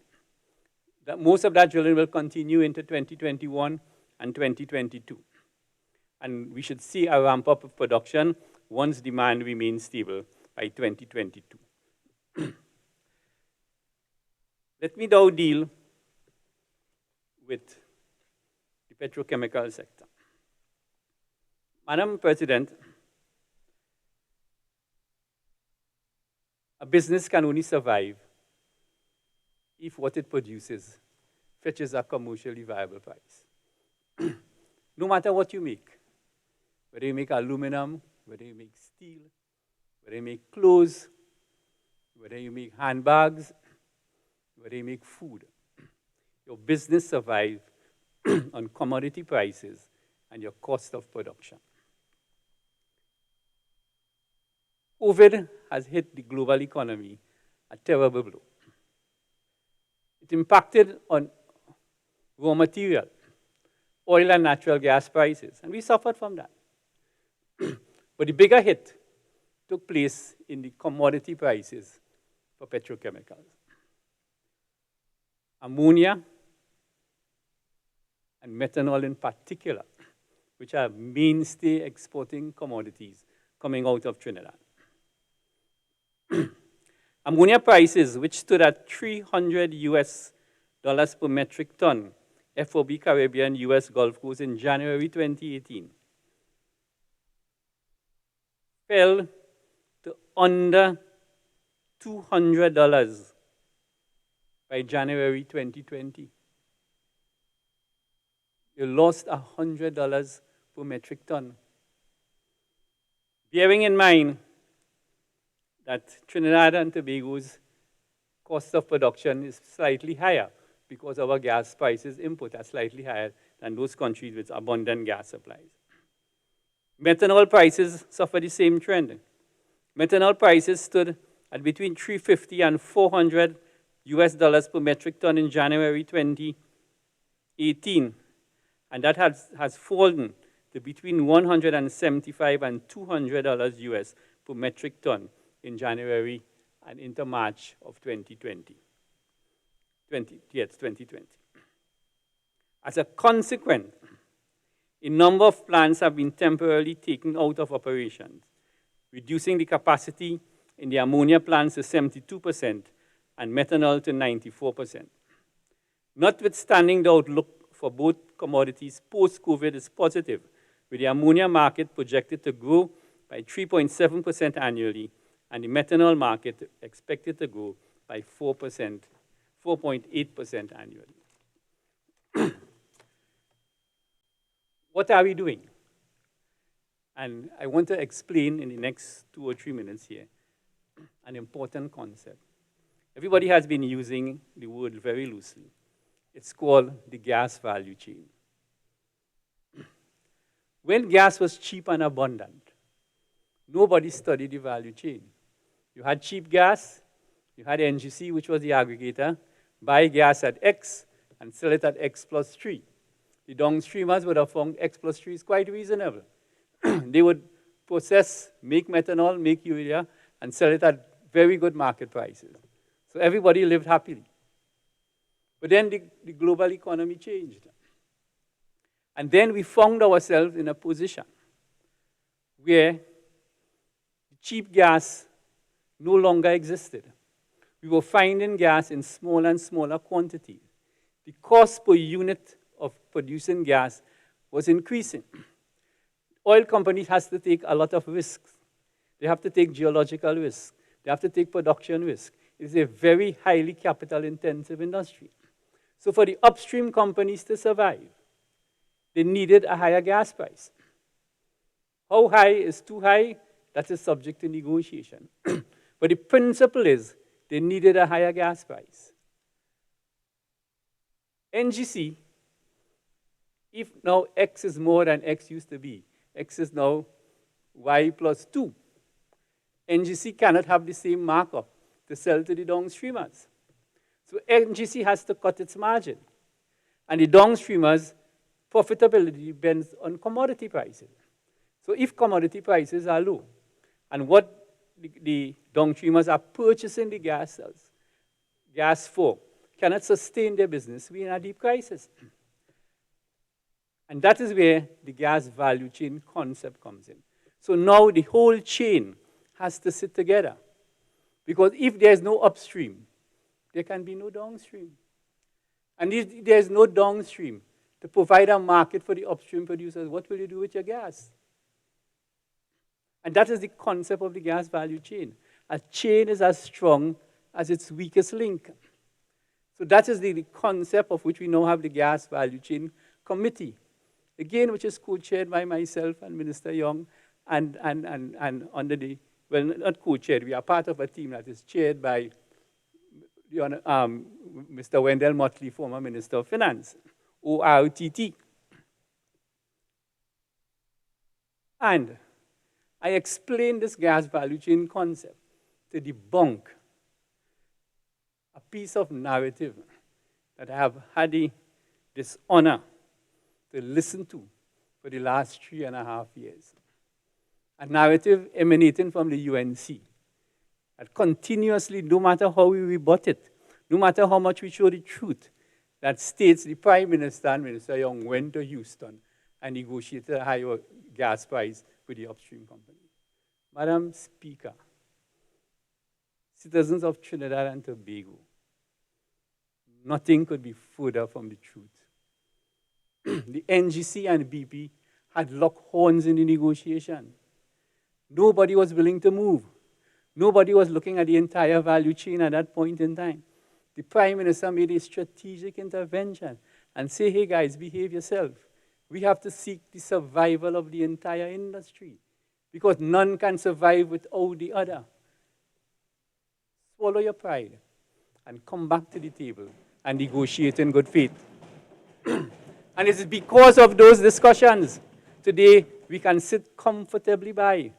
Despite the challenges of Point Lisas, we still have an industry that continuously exports methanol and ammonia, that provides foreign exchange that is dire needed in Trinidad and Tobago. We still have an LNG industry that is providing foreign exchange to the country. And that is what strong leadership is all about.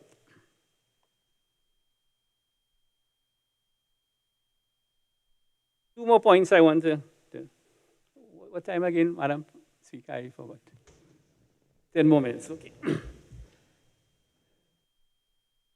I recently announced the audit of the crude oil reserves in Trinidad and Tobago, and those figures are quite positive. Both proven, probable, and possible reserves are all on the upturn. The same can be said for the Ryder Scott gas audit. I recently announced the 2019 audit, which is we are up to date. And in the 2019 audit, we have replaced our reserve by 113%. And we are in fairly good stead. But let me just make a point on the gas reserve. Trinidad and Tobago, based on its current production, produces 1.3 trillion cubic feet of gas per annum. Remember, this is a non-replenishing reserves. It's a wasting asset. So to remain where we are, you have to find 1.3 trillion cubic feet of gas every year. It is called walking up the down escalator. Because just to stay where you are, you have to find 1.3 trillion cubic feet of gas. And the reason why our reserves appears to be static, it is not static. We are literally finding 1 trillion to 1.5 trillion cubic feet of gas every single year since 2015 to today. So I now move on to a quick word on Trinidad Petroleum Holdings. The story of Heritage is well told. The restructuring has taken place. Heritage is now making a profit. It has made $1.4 billion in profit. It has paid $800+ million in taxes. It is servicing the loan of Petrotrin in US dollars from its current cash flow. And if that isn't a success story, Madam Speaker, I don't know what is. Paria Fuel has been making profit, and it has supplied a reliable source of liquid fuels to the country, gasoline, diesel, and LPG, and the market has seen no disruption. Regards the sale of the refinery, as the Prime Minister announced and the Minister of Finance announced, the Prime Minister has given a deadline of October 31st to close the deal. But beyond that, the government, if it is not closed successfully by both parties, we will look at alternatives. I say no more on that because we are in the middle of middle of October, and these are very, very, very sensitive, high-level commercial negotiations. These are things you do not give ball-by-ball commentary on. You have to wait a summary of the day's play. So, on that matter, I say no more. And finally, Madam Speaker, I just want to explain a couple things on the retail marketing sector. The Minister of Finance would have announced the liberalization of the retail marketing sector. For those of you who recall his 2015 budget, he did indicate that it was the intent of the government to totally liberalize the retail marketing sector. What we have done is that we have now implemented that policy decision of 2015, and the Minister of Finance did in fact articulate quite clearly how the system will operate. But let me just explain it in a little more detail. There's something called the ex-terminal price, which is the price that Paria will sell the fuel for to the wholesalers. So Paria ex-terminal price is calculated as follows. It is the posted price, which is calculated by the Ministry of Energy and Energy Industries, which is based on a US Gulf close and a Platts oil gram price for fuels in this part of the world. Added to that is freight. Added to that is import duty and excise duty, which currently is zero, but it's just there in the equation. So it's posted price plus freight, plus a terminal fee.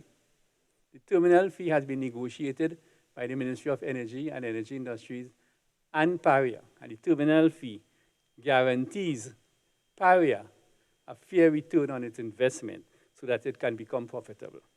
And then there's a distribution cost to Paria, which is to distribute from the storage to the gantry where the tank wagons are loaded. That ex-terminal price will be, at that ex-terminal price is the price that will be sold to the wholesaler. The wholesaler now buys at that ex-terminal price. But remember, the wholesale margin is fixed.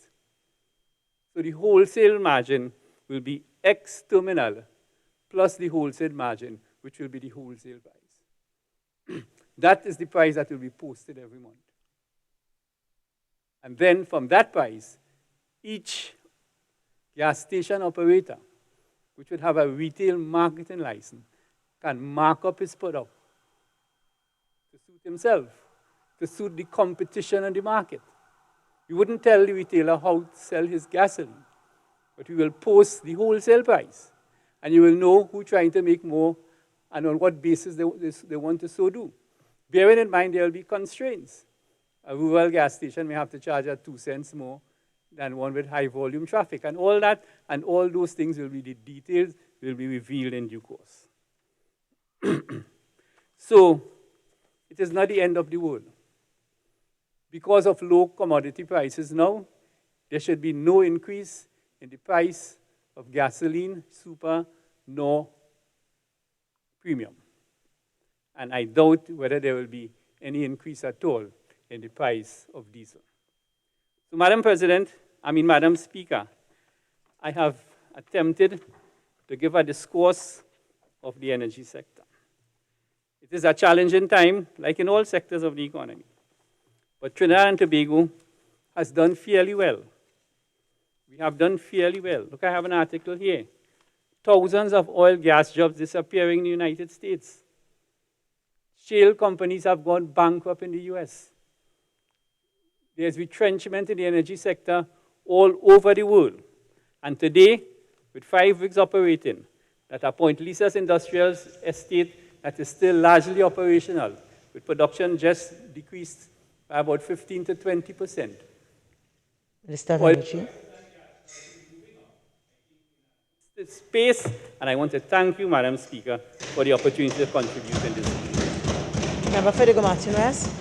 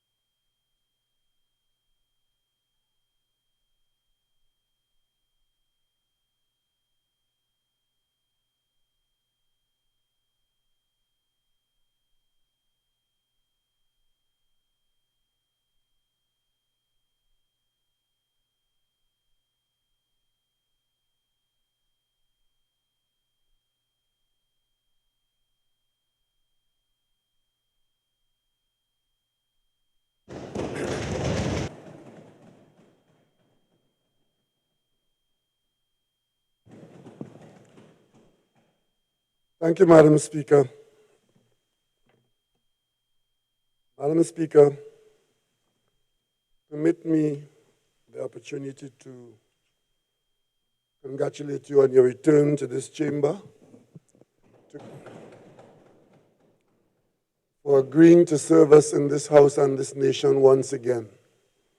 We look forward to a productive period, and we trust that you will continue, as you have always been, a servant of public service to the people of Trinidad and Tobago. Madam Speaker, as the senior MP in the Parliament of Trinidad and Tobago by age and experience, it falls to me to take this opportunity at the start of a new term to welcome all our colleagues back to the House and to give a particular welcome to those new members, the young members in particular, who have joined us in this chamber to do public service. I think it's a good thing for the nation that we have been able, on both sides of the House, to be able to have people who are willing to make the sacrifice that is involved in this kind of rigorous public service, because the country's management requires no less. Madam Speaker, having said that, I will just want to caution the youngsters on both sides that you need to get your rhythm first before you bowl to good batsmen, otherwise you'll be hit all over the place. Don't just come in here and start to repeat what you've heard your failed seniors do or say. Take a good look. Take a good look. Listen a while. Read a lot. And in time, you may become effective as a good member of Parliament. Madam Speaker, this is a time of of trouble. It's a time of turmoil, and it's not a time for the weak-kneed or the lily-livered.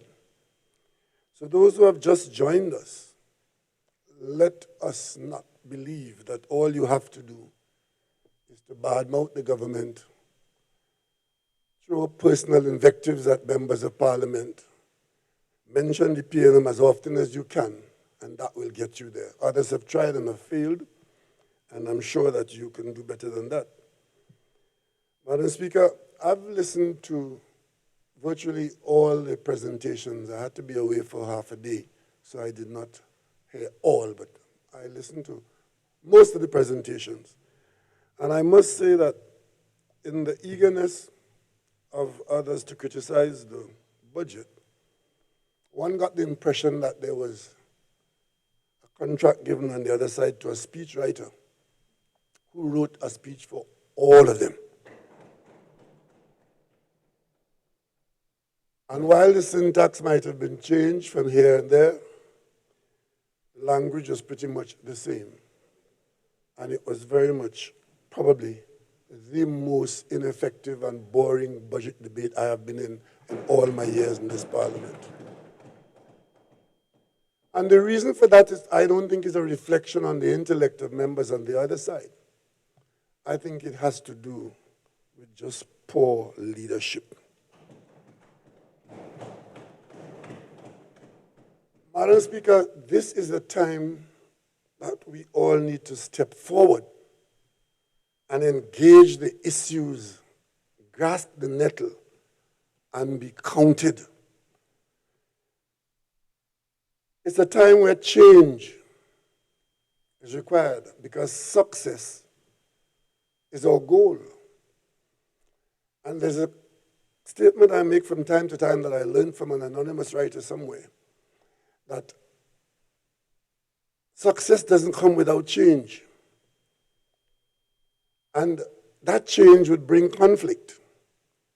And it is how you manage that conflict that success will be had. What my colleagues have done for the last so many days is simply try to point out all what they see are defects. But fortunately, outside of this chamber, and maybe away from the forum for rum, on a Monday night, the vast majority of people in Trinidad and Tobago have seen this budget for what it is and they have approved of it. I cannot recall in all my years in this parliament ever taking part in a budget debate that had such widespread acceptance. And I must say, as Prime Minister, Madam Speaker, I am pleasantly surprised that this budget has been so well accepted in this difficult period. And for that, I want to thank the Minister of Finance and his team, or the members of the Cabinet and his ministerial staff, for buckling down to what was required to be done, which is to pull the strands of difficult threads and weaving a fabric and giving us estimates that we can work with. Because, Madam Speaker, at the end of the day, this allocation process in here, this appropriation bill that we're going to pass, is simply about estimates of revenue and estimates of expenditure. We're not printing money in here. Interestingly enough, Madam Speaker, I listened very carefully to one point, hoping it would arrive somewhere. But I did not hear a single one of those who were being critical of the budget in this chamber say, okay, take $1 from this side and put it on that side. The one thing that we've agreed upon is that we got a fixed amount of money available in the estimates. So if you want more and more and more and more from this, where's it going to come from? It has to come from somewhere, but they were all very careful never to say to take $1 from here, or from this head, or from this ministry, and put it here. It's all magic, according to them. Just say, you didn't get this, and that didn't go there, you didn't see this. But that does not advance the process. If you were able to say, let us spend less on X and spend more on Y, then you are contributing to the process. But, Madam Speaker, what we had were a number of instances of statements being made which require to be addressed. And I think for the few minutes I have, I just want to keep the record straight, and I'm going to address a few of those things. Because you see, if I were to give, the opposition leader said, spend the whole day with a slogan, the country collapsed before COVID. That was not born out on August 10th. The people didn't say that. But let's accept that, okay, that's how she labeled us, the country collapsed before COVID. And PNM means promise never materialized. Sound great. But those are old news, old things. The new one is, the label for the opposition leader's response is, are not moving, billboard or no billboard on top KFC, are not moving. So all of the responses were geared not to dealing with the budget, but it was geared with the UNC internal election. Bedfellows in defense of holding their position in the party. This is not party business. This budget is the national business of the people of Trinidad and Tobago. And that is why they, having approached it in the way they have approached it, they have not debated 6 main issues that will engage the people of Trinidad and Tobago for the next 5 years. Let me point them out one by one. They were dispensed by the opposition in one sentence, and that is that they resolve to prevent. Resolve to prevent. So all those who call upon us to work together and to work with the opposition and we've got our answer. They've resolved to prevent the following 6 items. 1, resolve to prevent the Revenue Authority, meaning they want no improvement in the collection of taxes in Trinidad and Tobago. Resolve to prevent property tax, meaning that you could have property all over Trinidad and Tobago and expect all the services, and you know that the government and the people want local government reform, and you know that that collection of that tax is to go to local government, to fund local government. You come here and talk about local government not being funded, how much you didn't see, how much you didn't get, but you've resolved to prevent property tax. But of course, you're paying a tax in Florida, you're paying it in New York, you're paying it all about, but in Trinidad and Tobago, you resolve to prevent property tax. Madam Speaker, they resolve to object to a gaming commission in Trinidad and Tobago so gambling could continue apace, unregulated, and we be the only country in the world to have gambling in the way we have it, unregulated. They resolve to leave that just so. Even though the bill to do so is a bill that they brought to this parliament. They blocked it and obstructed it for 5 years. We've come back now in another government after another election. They resolved to prevent that gaming commission. Madam Speaker, we want to make decisions based on data. They accuse the Minister of Finance of lying. It is so unbecoming of the opposition leader. The first response to this budget to the media about the opposition, but the Minister of Finance's work. The Minister of Finance lie. Minister of Finance lie. That word is not considered parliamentary, even though it may have been said somewhere.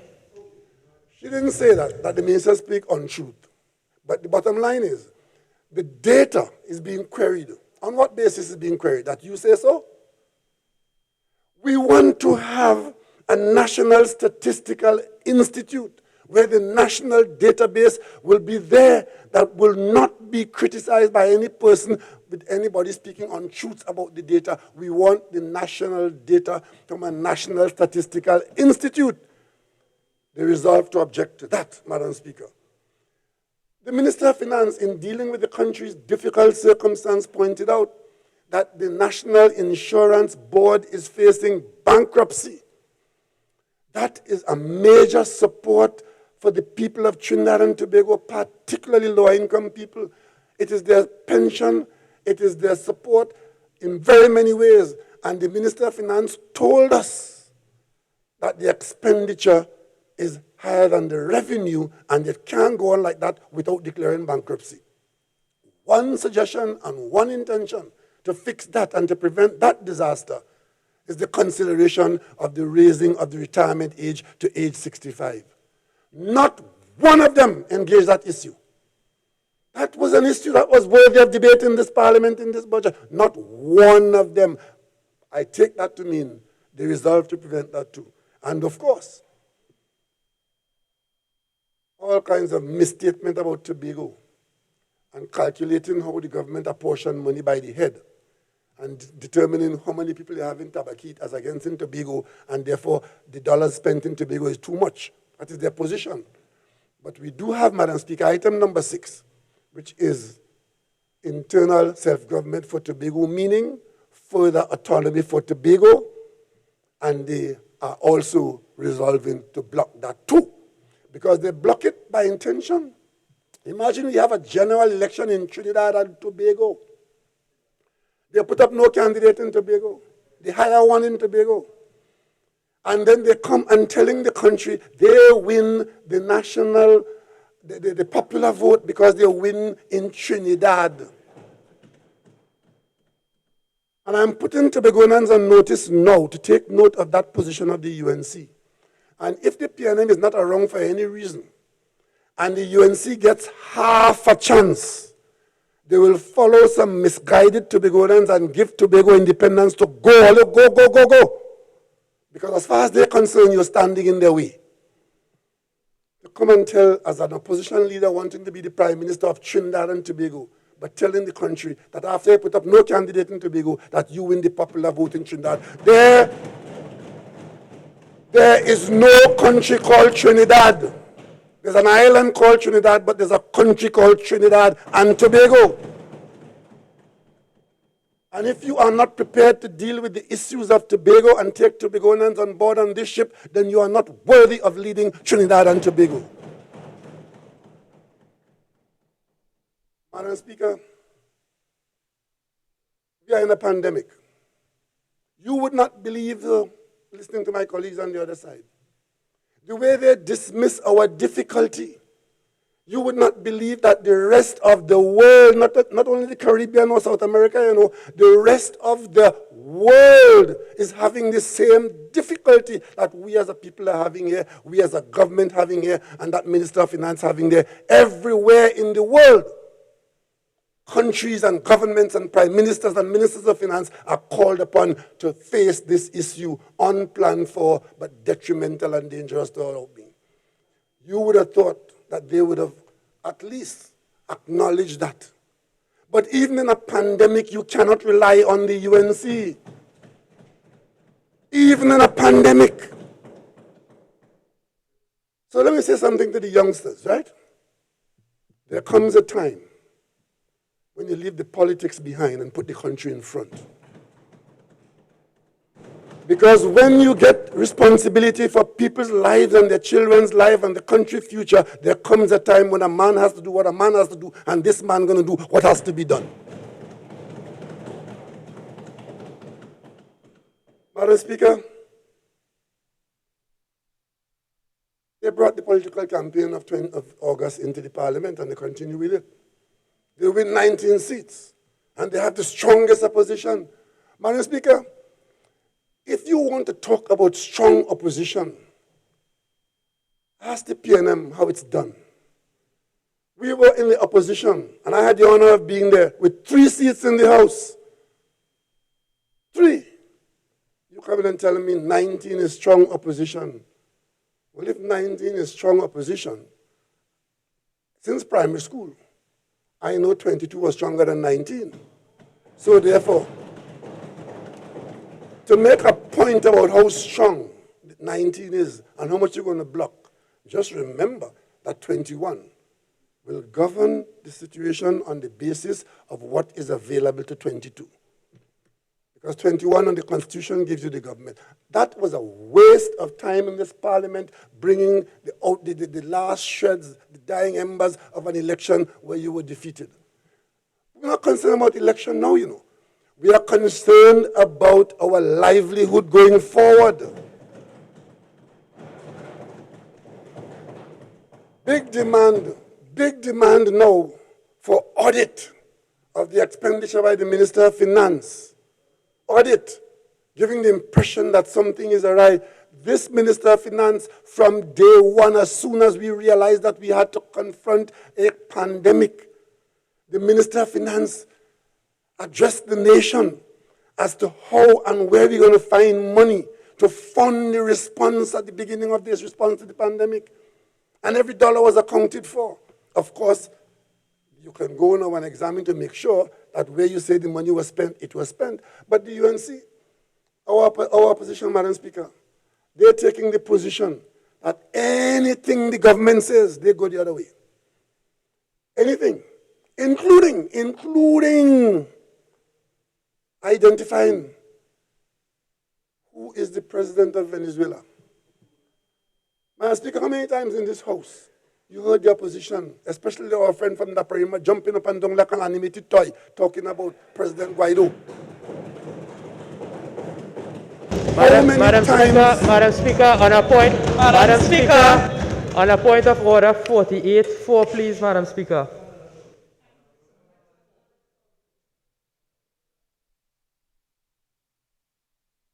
Overruled. How many times in the Parliament of Trinidad and Tobago did you hear the opposition demand that the government identify Guaido as president of Venezuela and make all kinds of accusations against this government and this prime minister about supporting the government of Venezuela and acknowledging the authority in Venezuela? Madam Speaker, I know last week the Supreme Court of the United Kingdom ruled in a court matter, a court ruling, that Guaido is not the president of Venezuela, and ruled definitively after judicial assessment that the president of Venezuela is Maduro. And that was a case in which other countries, other powers, had seized Venezuela's gold in London, had determined that it should be given to Guaido, and the British court, the British Supreme Court, ruled that Guaido is not the president of Venezuela and Maduro is the president of Venezuela. I've listened very carefully since then to hear the response of the UNC to this development. Not a word. You know why? Because they attempted to mislead the people of Trinidad and Tobago, and the government of Trinidad and Tobago stood on the principles that we always stand on, and we didn't need any British ruling to come to that conclusion. Well, Madam Speaker, we work very hard and talk a lot about diversifying the economy. I think we found the golden fleece. The world would be happy to know that Trinidad and Tobago has an export now. An export that I think can diversify our economy. I think we should export the opposition leader as an anti-COVID product in this pandemic. Go out there and tell the world, sunshine does kill COVID. Go out there and tell the world to drink bleach and to use hydroxychloroquine and to drink punching rum. Go out there and tell the world that, because in Trinidad and Tobago, you spent 3 days telling this country that our problem is not COVID. Our problem is the PNM. Well, there's no PNM out there. So there must be something else causing the problem. And since you have the solution, as you've made it in Trinidad and Tobago, let's export that. Let's export that. Madam Speaker, they made a joke. They think it's a joke. They think it's a joke. One of them, I can't remember which of my colleagues, came here and talked about potholes with fish in the pothole. But again, if you've been here as long as I've been, you would know that that is their style. Make a joke of everything, and then they actually believe it. One of them came here once from Nariva and said a stone was growing in the road and blocked the road in Nariva, and calling on the government to come and move the stone. It was really a landslide that brought the stone into the road. This Hansard has a stone growing in that's why they come and make a joke of it. Another one, Madam Speaker, the main point of his presentation was that we prevent the opening of Beach High School. And they're always on that story there, Beach High School, with a slight racial flavor on it. Madam Speaker, the fact of the matter for young people who are here, you're not blaming you all because you all were not here. So it falls to me to explain to you when you hear those statements that sound useful to you. Go read, go find the facts, otherwise you too will fall into that trap. Beach High School was one of about 4 or 5 schools in an IDB program. I think one was, Rio Claro, there were about 4 or 5 schools of which Beach was one, built in an IDB program. By July of 2000, the Beach High School construction was completed. The IDB, the school could not have been opened because there were so many things wrong with the school, including its location on what was deemed to be on a fault where gas could have been leaking out, would have been detrimental to the children going there. The school had cost approximately about $40 million.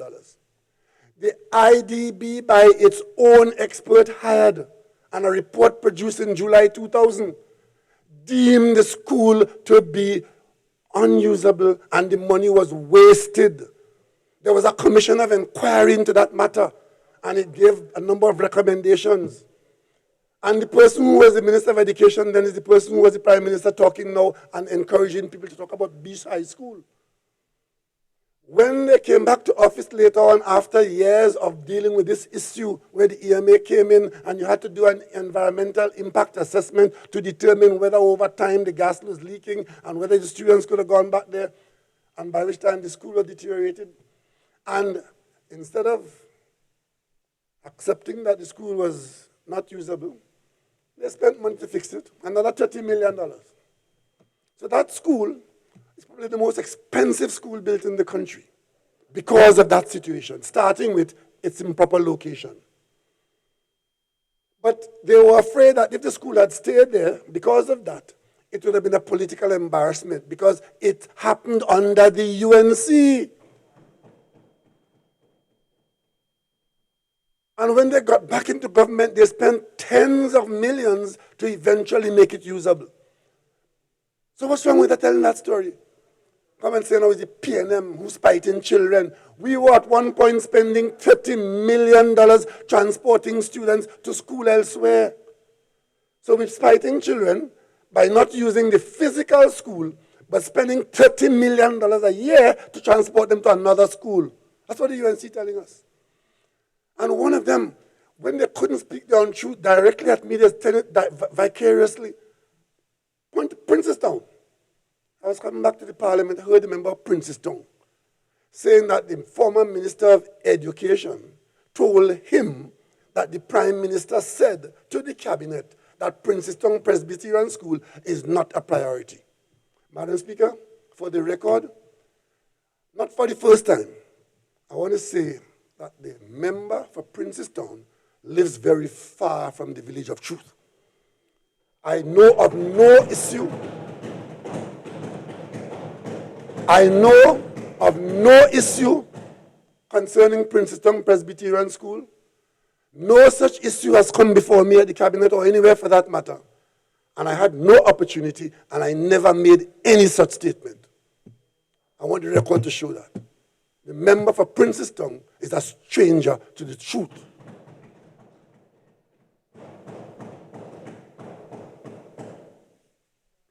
Madam Speaker, the Minister of Finance's budget is not his fantasy.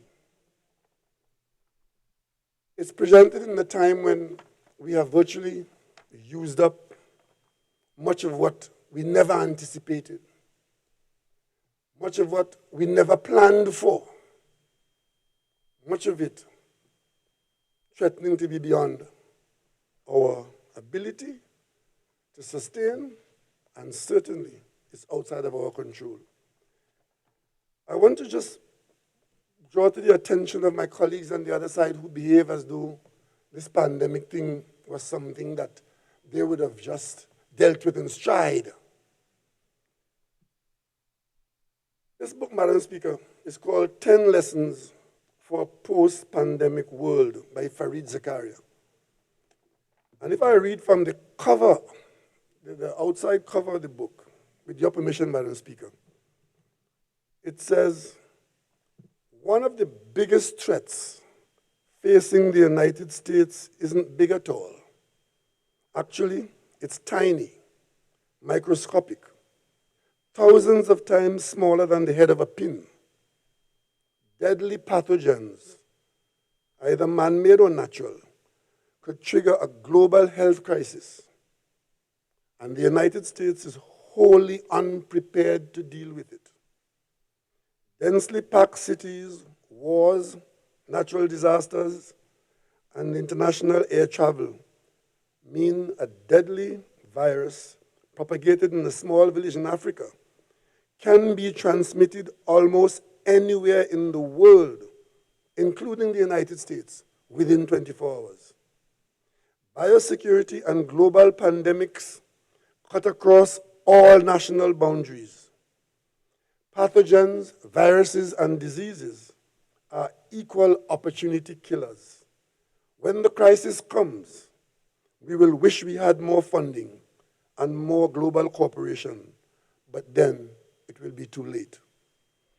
This author is quoting himself, writing a little time before the pandemic actually came to the world. So it is quite nonsensical for our colleagues in this parliament to behave as though dealing with a pandemic and its fallout is a failing on the part of the government. What we expected is that we'll come together as a people and do what is best for us in a very difficult circumstance. But what do we get instead? We get encouragement of bad behavior. We get encouragement and misinformation. We get statements being made very vicariously to give the impression that something is wrong. Madam Speaker, I heard my colleague from Pointe-à-Pitre talk about the government's acquisition of a property in Chagaramas. And he just heard about it. That property has the potential for great positives for the country. He has no evidence or no facts to present, but he alerts the public that something fishy here. I am part of the cabinet, head of the cabinet. I know for a fact that we went out for tender for a cargo ferry for Tobago. Open public tender. I know a number of companies tendered. I know their prices were known to us. I know that the port board, I think, whoever, was it NIDCO? It might have been NIDCO. Dealt with the prices, dealt with the equipment offered, made a decision, chose a boat company that was not the one that is doing the business now. After that selection was made, that company that was selected by the board changed its terms and its price for the contract. What then does the government do? What does the government agency do? The government agency could not accept those terms and therefore had to look elsewhere. They ended up looking elsewhere and selected the current provider at a cheaper cost.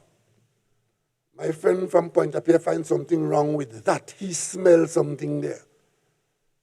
At least that means that he does not have COVID, because one of the symptoms of COVID, you lose your smell. The smelling thing's all about. But Madam Speaker, one of the most shocking things that happened in this budget debate is the behavior of the member for Approach West, or Approach East, who every time he gets the opportunity to speak in this parliament, tries to defame or to smear somebody on this side, especially a humble servant, but also uses the parliamentary time, either directly or indirectly, to treat with his personal problem with the police. Madam Speaker, the election was on the 10th of August.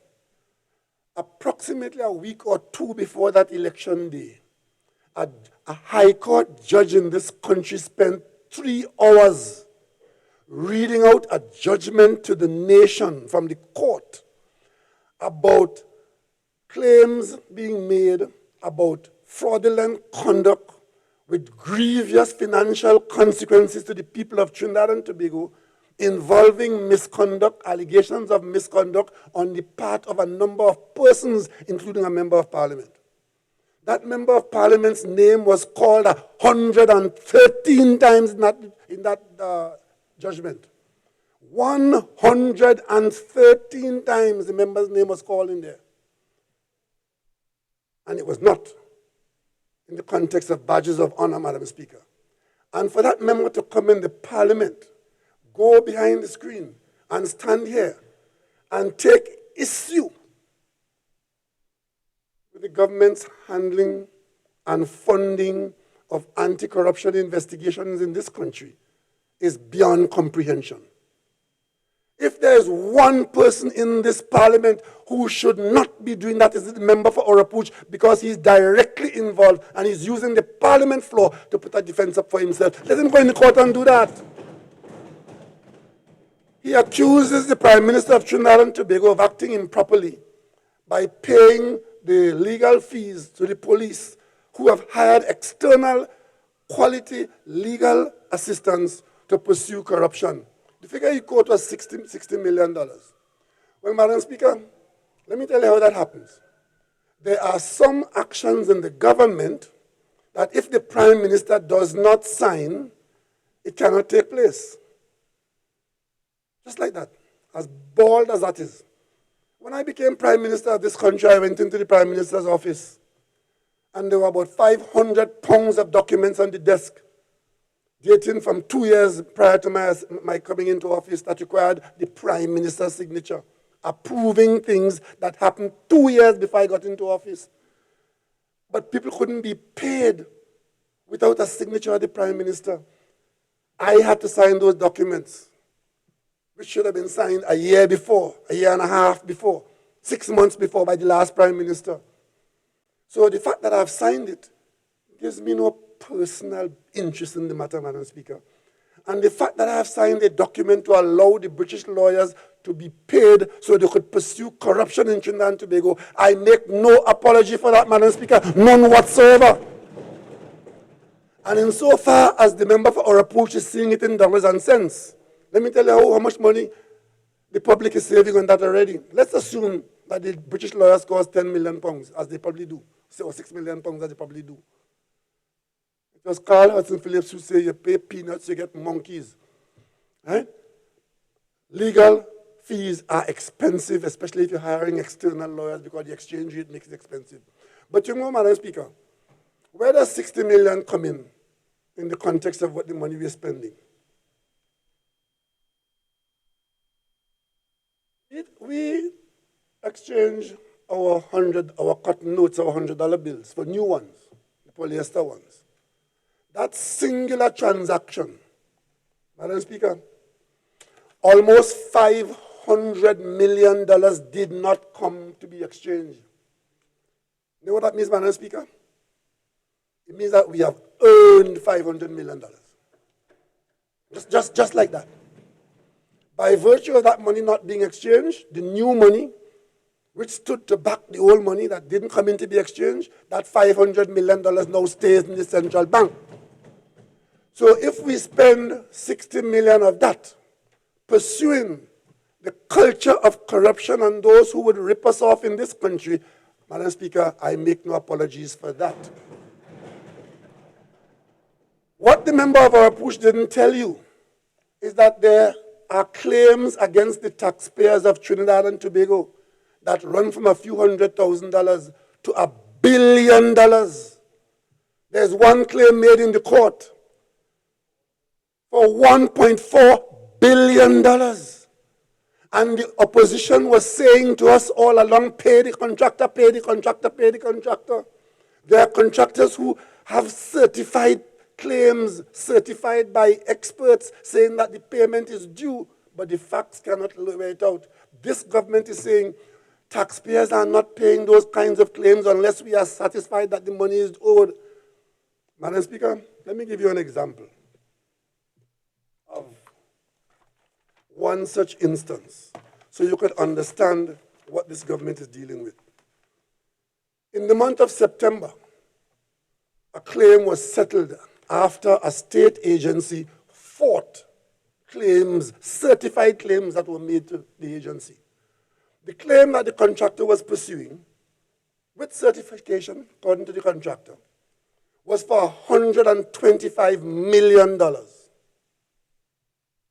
Taxpayer owed that money.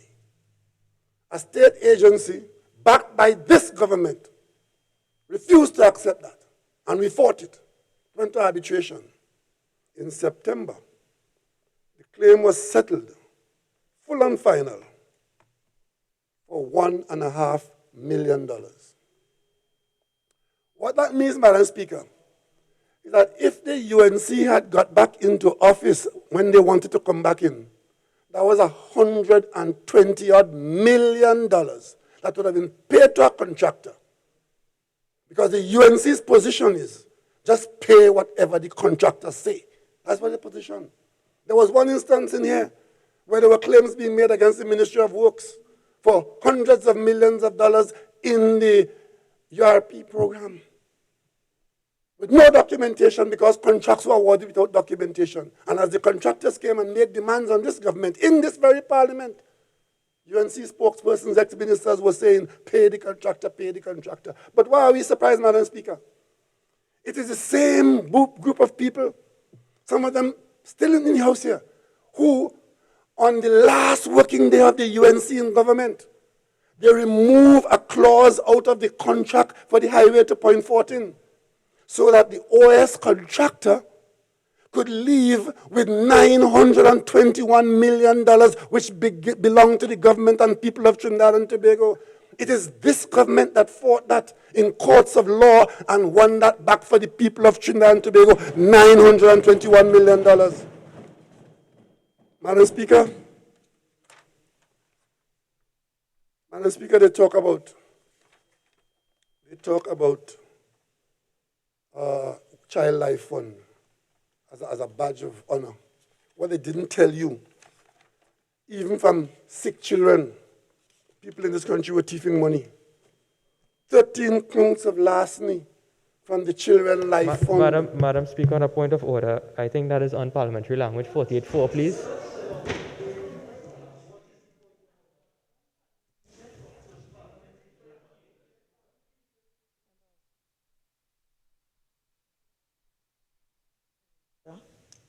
Member raised an objection. I have to overrule. Please continue. So, Madam Speaker, I make that point to let the people of Trinidad and Tobago know that if there is ever a government that is looking out for them and they're getting value for money and protecting them from the vipers in this country, it is this PNM government. And when my colleague, leader of the opposition, gets up and opens her presentation by calling out to me and saying that she wants to get involved with this government to come together for some decision over perks for ministers and government expenditure and matters of motor car. Madam Speaker, clearly, the opposition leader doesn't agree that this government has demonstrated its willingness to make personal sacrifices and at the same time to protect the people of Trinidad and Tobago. Let me give a little example, Madam Speaker. From day one, we have had to deal with less resources, and we did so admirably. Madam Speaker, let's take the expenditure on entertainment. Ahead, subhead 13, Head 2, item 001 in the Office of the Prime Minister. Entertainment. For the period that my colleague from Siparia was Prime Minister, that head burnt up $48.6 million. Under this government, under the same head, for the same 5-year period, for the same period, 5 years, under this government, $5.9 million.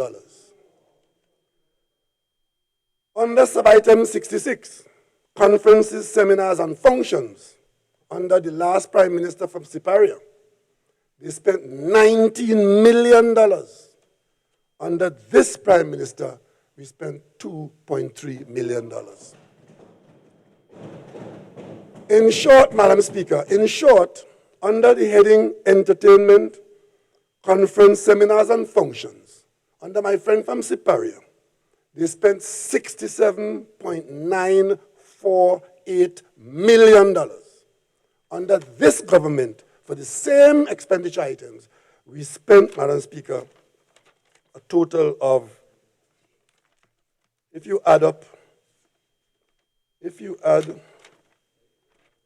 5.927 and 2.359, you get approximately $8 million.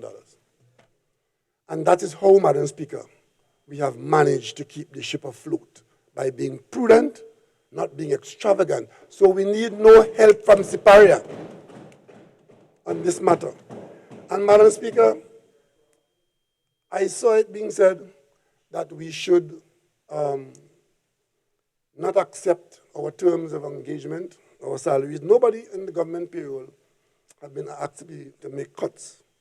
We have not used cuts of terms of engagement for government employees. We have not got there, and I hope we never get there.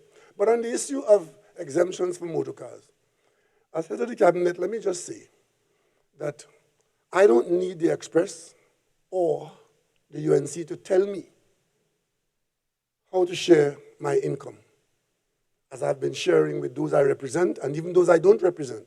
Because, Madam Speaker, without prompting and without fanfare, without publication, I spend between 15 and 20% of my income giving to people who are not on the payroll.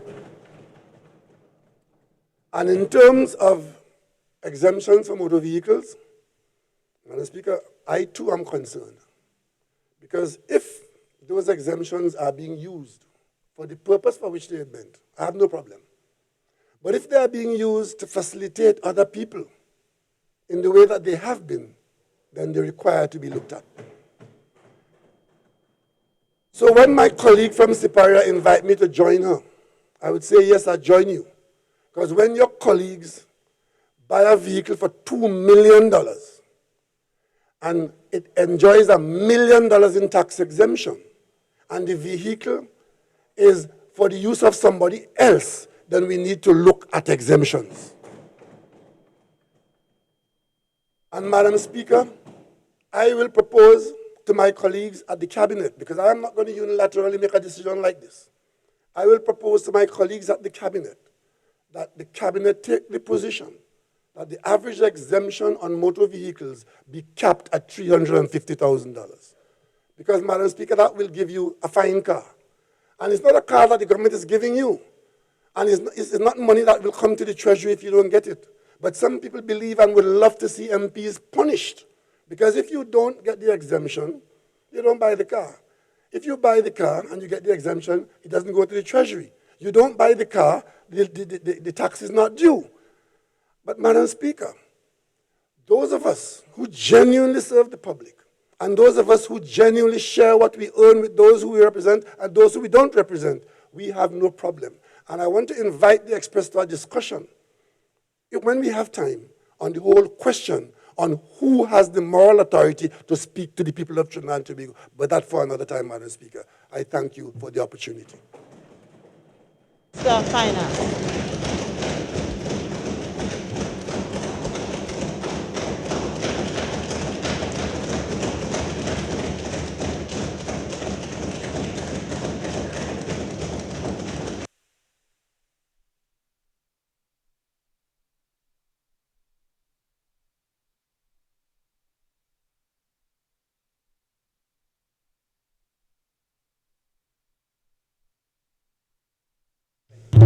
Madam Speaker, I rise on an issue of privilege.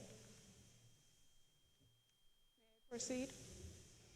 Madam Speaker, on Monday of this week, I raised an issue as it pertained to the Member of Parliament for St. Augustine.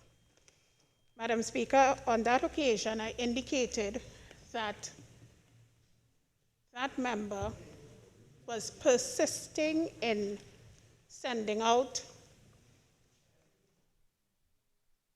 puerile and juvenile remarks to Facebook and casting aspersions on members of the House and even more so, Madam Speaker, on the chair itself.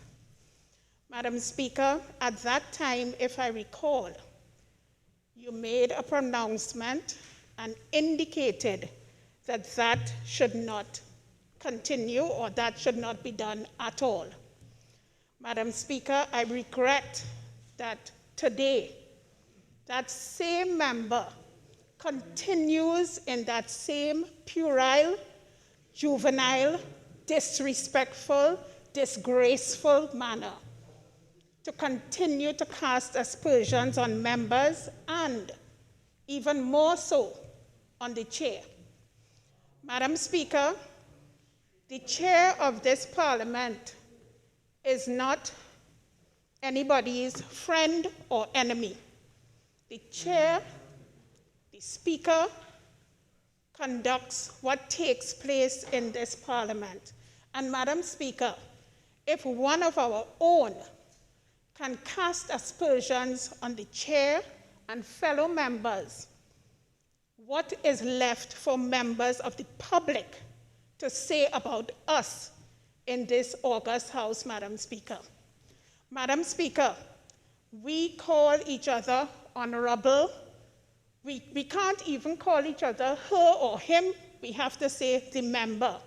But Madam Speaker, the member for St. Augustine is by her very conduct bringing this House into disrepute. And Madam Speaker, I said on the last occasion that I did not want to reach the position where I had to invoke the standing orders and invoke a motion of privilege. But Madam Speaker, it is definitely going too far. And Madam Speaker, I bring this to your attention at this time.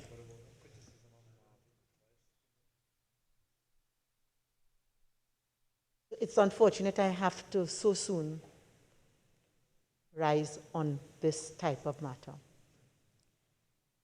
And I guess members have to distinguish between what is robust discussion in here. It might be a very fine line, and crossing the line with respect to committing contempt and acting in a manner that amounts to a breach of privilege. I ask members to familiarize themselves with the standing orders, because Standing Order 48.8 is extremely clear. And I think it will do all members well to also familiarize themselves with, and there's a particular rule we say here against display, but Erskine May's parliamentary practice.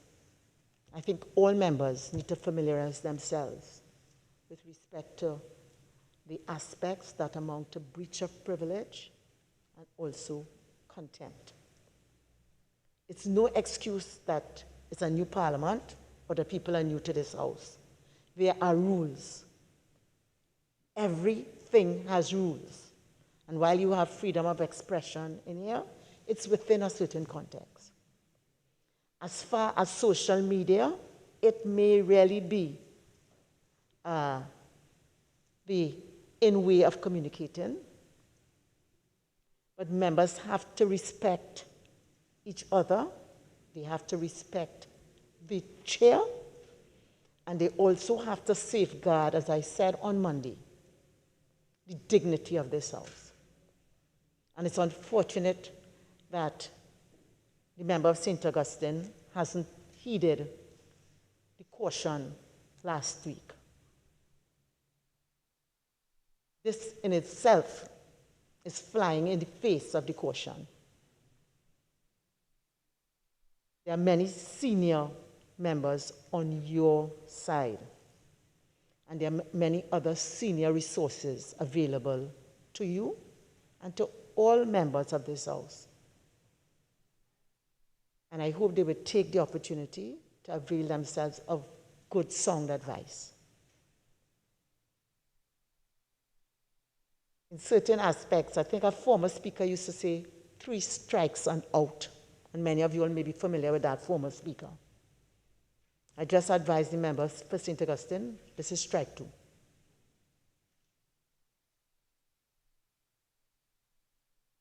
Minister of Finance.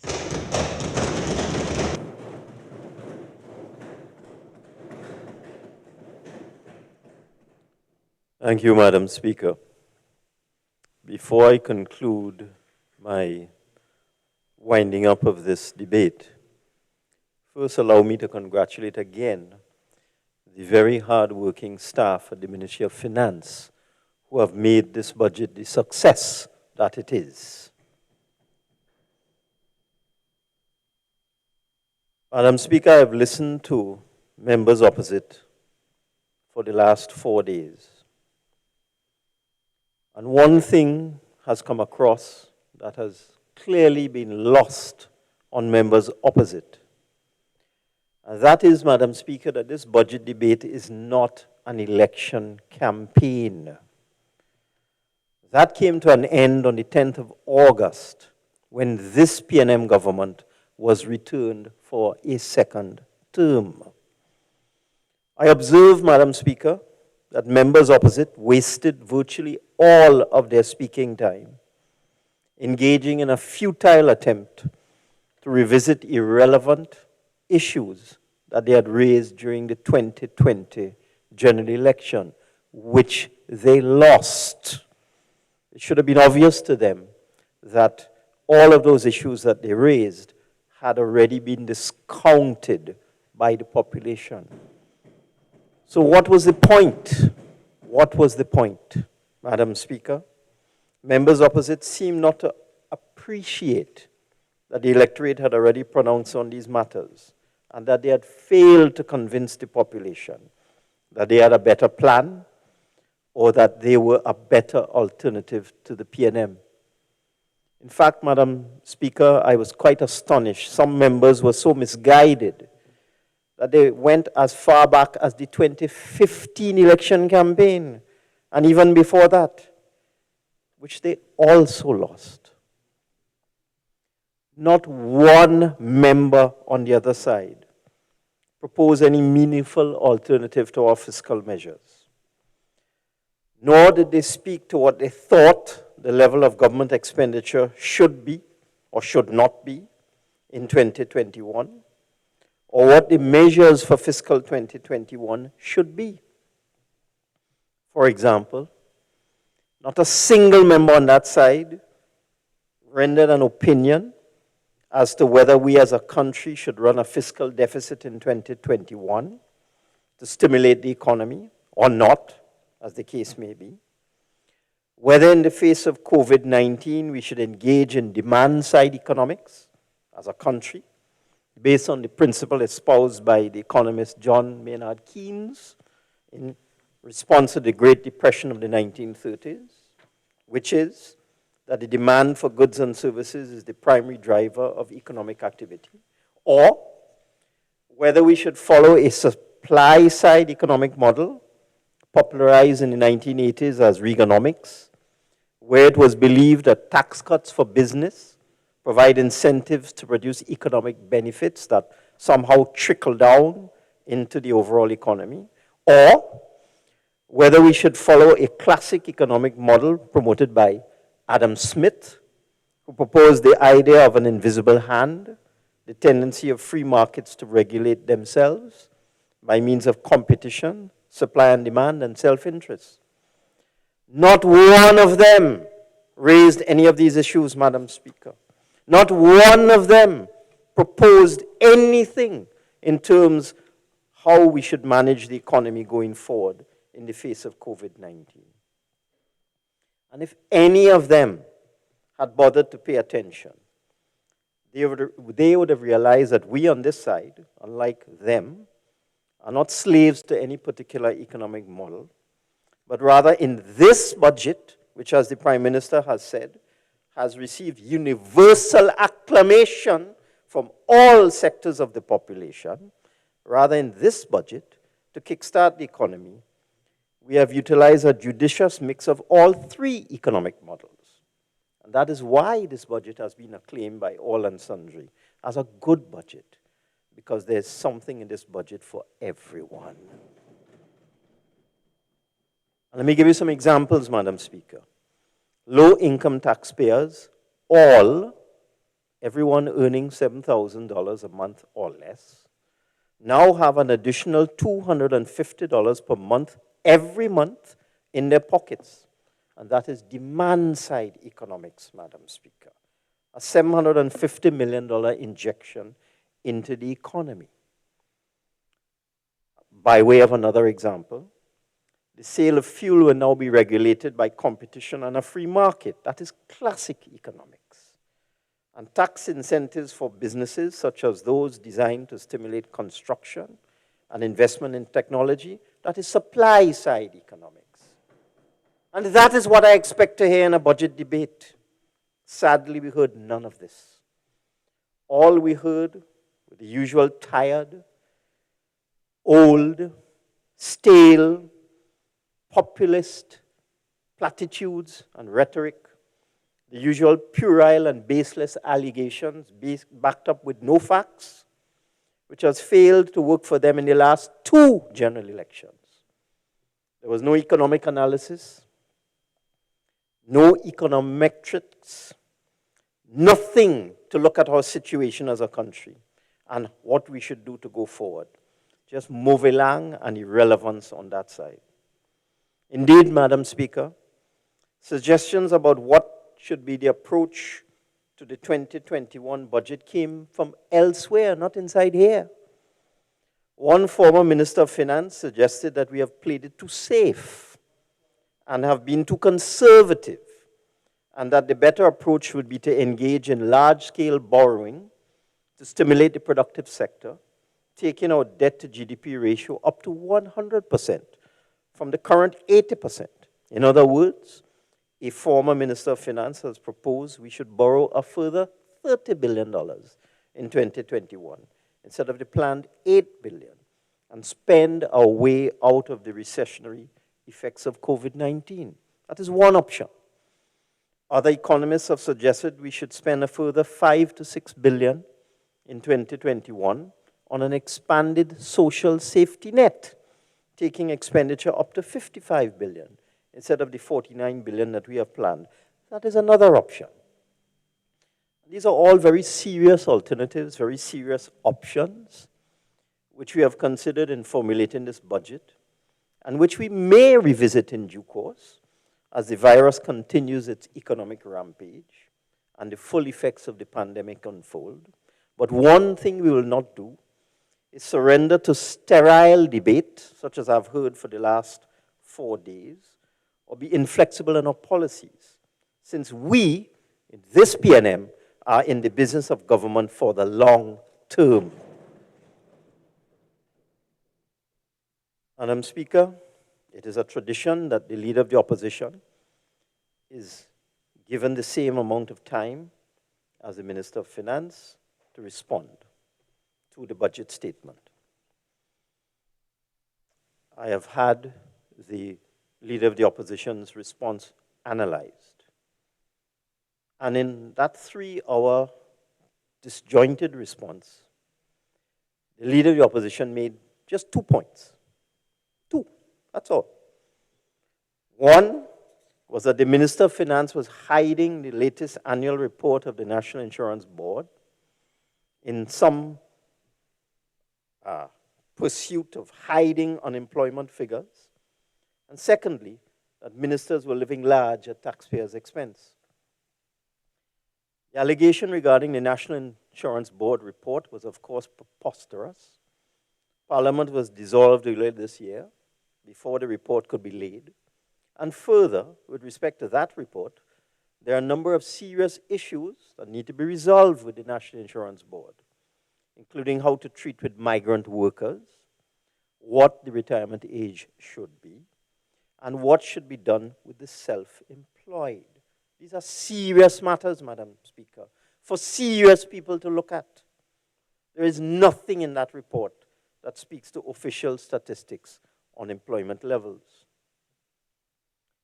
With respect to the second point, about ministers living it up, which in my view is merely a weak attempt at distraction from the internal issues within the opposition, where there is an unprecedented national billboard campaign being conducted, not by the PNM, but by members of the UNC. Not we, Madam Speaker. It is former UNC ministers who are engaged in an unprecedented national billboard campaign, calling on the leader of the opposition to step down, having taken that member's party to so many electoral defeats over the last 5 years. 12, I think. But for the leader of the opposition, I would say, Madam Speaker, I would refer to the old European proverb that people who live in glass houses shouldn't throw stones. And if you can't take it, don't throw it. And I therefore commend the leader of the opposition, who as Prime Minister insisted on retaining travel benefits for MPs, to inquire of the opposition chief whip, the Member of Parliament for Pointe-à-Pierre, as to why, since his leader claims to be, that member's leader claims to be concerned for the poor and downtrodden, and how it go look, how our concessions go look. Perhaps the leader of the opposition can inquire of the member for Pointe-à-Pierre as to why he used his tax exemption privileges to purchase in 2019 the most expensive car of all members of Parliament, probably in the history of this Parliament, Madam Speaker. A 4-liter Mercedes-Benz AMG G63, valued at $2.3 million. And why that opposition member accessed a benefit of $1.4 million in tax and duty concessions, 4 times more than the benefits accessed by most other MPs for a car, which he hardly ever drives to Parliament, if at all. And I take responsibility for my words, Madam Speaker. Further, Madam Speaker, that multi-million-dollar luxury car purchased by the member for Pointe-à-Pierre, the UNC member, was imported straight out of New Zealand and not through the local agent. And it begs the question as to whether such an approach to such an expensive car purchase avoids the requirement for submission of a declaration of source of funds to the FIU. Because, Madam Speaker, if you go through a local car dealer, you have to fill out a source of funds. But if you bring it in straight, you may not have to do that. The other question I would put, Madam Speaker, and this is a general question, not thrown particularly at the member for Pointe-à-Pierre, that if a car is purchased by an MP with a substantial benefit in kind, such as $1.4 million in tax concessions, but is used almost exclusively by an unrelated private citizen from day one, is that a breach of the spirit, purpose, and intent of travel benefits afforded to MPs, Madam Speaker? I ask the leader of the opposition to reflect on those questions. And as for the member for Orpooch East. Madam Speaker, I think you made a ruling on this earlier.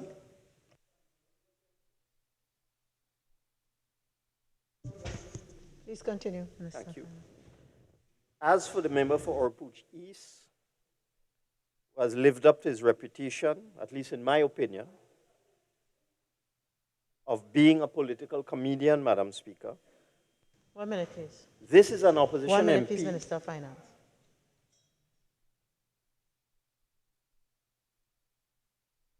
Please continue. Thank you, Madam Speaker. Member for Orpooch East, an opposition MP, on a salary of just $17,000 per month, with no other obvious source of income, has purchased a Jaguar and a Mercedes-Benz within the last 3 years and has the temerity to throw shade at the rest of us, Madam Speaker. I advise the leader of the opposition to look within her ranks rather than throwing shade on this side. And Madam Speaker, in my opinion, it is political hypocrisy like this, among other things, that caused the 2 back-to-back election defeats of the UNC. Another matter, Madam Speaker, of which I heard nothing from members opposite, and something that the leader of the opposition flirts with quite irresponsibly at times, is the question of our exchange rate. I'd have liked to hear a discussion about that. But instead, Madam Speaker, we hear vague utterances such as, let the market determine our exchange rate. And you get the impression that when these statements are made, members opposite are simply mouthing the words of interest groups. We, on this side, have been told, always by those who can afford an inflationary spike, that our exchange rate is uncompetitive. We should devalue our currency. Several experts keep pushing us to do so, claiming that if we did not do so, our foreign reserves would evaporate in short order. One can conclude, however, Madam Speaker, that some of the arguments advanced about devaluation come from those who are hoarding US dollars and wish to make windfall profits. I would have liked to have a discussion about that. No, we heard nothing of this, Madam Speaker. And just let me say, in passing on this issue, that proponents of devaluation argue that it improves competitiveness by increasing the price of imports and making exports cheaper. But it is argued by others that this is a fallacy because it takes no account of the increased cost of local goods and services that arise from an exchange rate devaluation, and that the real result of a devaluation is a reduction in real incomes, inflation, and poverty, Madam Speaker. That is why this government has so far chosen the road of exchange rate stability to minimize inflation and keep consumer prices down. That is the kind of discussion that I would have expected to hear in a budget debate, rather than fatuous and baseless claims of geographic discrimination and wild and unfounded allegations of impropriety, such as those that routinely emanate from the member for Orpoch East without a shred of evidence. Let me move now to one of those wild statements from Orpoch East, Madam Speaker. And that is that we have slashed the police budget and we have brought the police to their knees. I say to that, Madam Speaker, that that is nonsense. At $49.6 billion, the overall budget for 2021 is 6% less than the original budget of $53 billion for 2020. In addition, total government revenue for 2020 is $13 billion less than estimated at the beginning of the year pre-COVID. Allocations have thus been reduced across the board, consistent with reality. Money doesn't grow on trees, Madam Speaker. It is a matter of public record that COVID-19 has caused not just us in Trinidad and Tobago, but every country in the world to suffer a serious loss of revenue in 2020. And 2021 will be no exception. And let me go to the facts. I am advised by the Budgets Division in the Ministry of Finance that the TTPS requested $418 million for goods and services in fiscal 2020 and received $390 million, or 93% of what it requested. Further, the allocation for goods and services for the TTPS in 2021 is $335 million. And we in the Ministry of Finance, encourage the TTPS to apply for that money as soon as they can, so that we can make whatever adjustment is required and possible at the mid-year review stage, which is normal, standard, and traditional in this budgetary process, Madam Speaker. After all, what we are dealing with here are estimates of expenditure. So at this time, we have allocated $335 million to the police for goods and services. And I want to repeat, I encourage the TTPS to apply for that money so that we can make whatever adjustments are required and are possible at the mid-year review. So all of this carrying on by the opposition is just histrionics, Madam Speaker. There's some other matters that require clarification. I have observed commentators making inaccurate statements about the reference to the retirement age in the budget speech. What I actually said was that in the context of the known shortfall between national insurance contributions and benefits, there is a need to seriously examine the question of increasing the retirement age to 65. Contrary to allegations made, therefore, by Couva South and others, that does not equate to a unilateral carte blanche adjustment by the Minister of Finance of the retirement age. All I said is that we need to look at it because there's a gross discrepancy between contributions and benefits at the National Insurance Board, and we need to do something about it. I've also heard the leader of the opposition and the member for Orapuchi's claim they don't know what the government spent money on for COVID-19 relief. And because they don't know, they have demanded a forensic audit. This inaccuracy, Madam Speaker, has even found itself into the editorial pages of a daily newspaper, despite the fact, as the Prime Minister pointed out, that on numerous occasions, we have given full details of the areas of expenditure involved in COVID-19 relief and fiscal stimulus, most recently in the 2021 budget statement. So for those on the other side, and for those who like to write editorials, I will repeat what is on pages 7 and 8 of the budget statement. A social safety net for the most vulnerable households and businesses was established.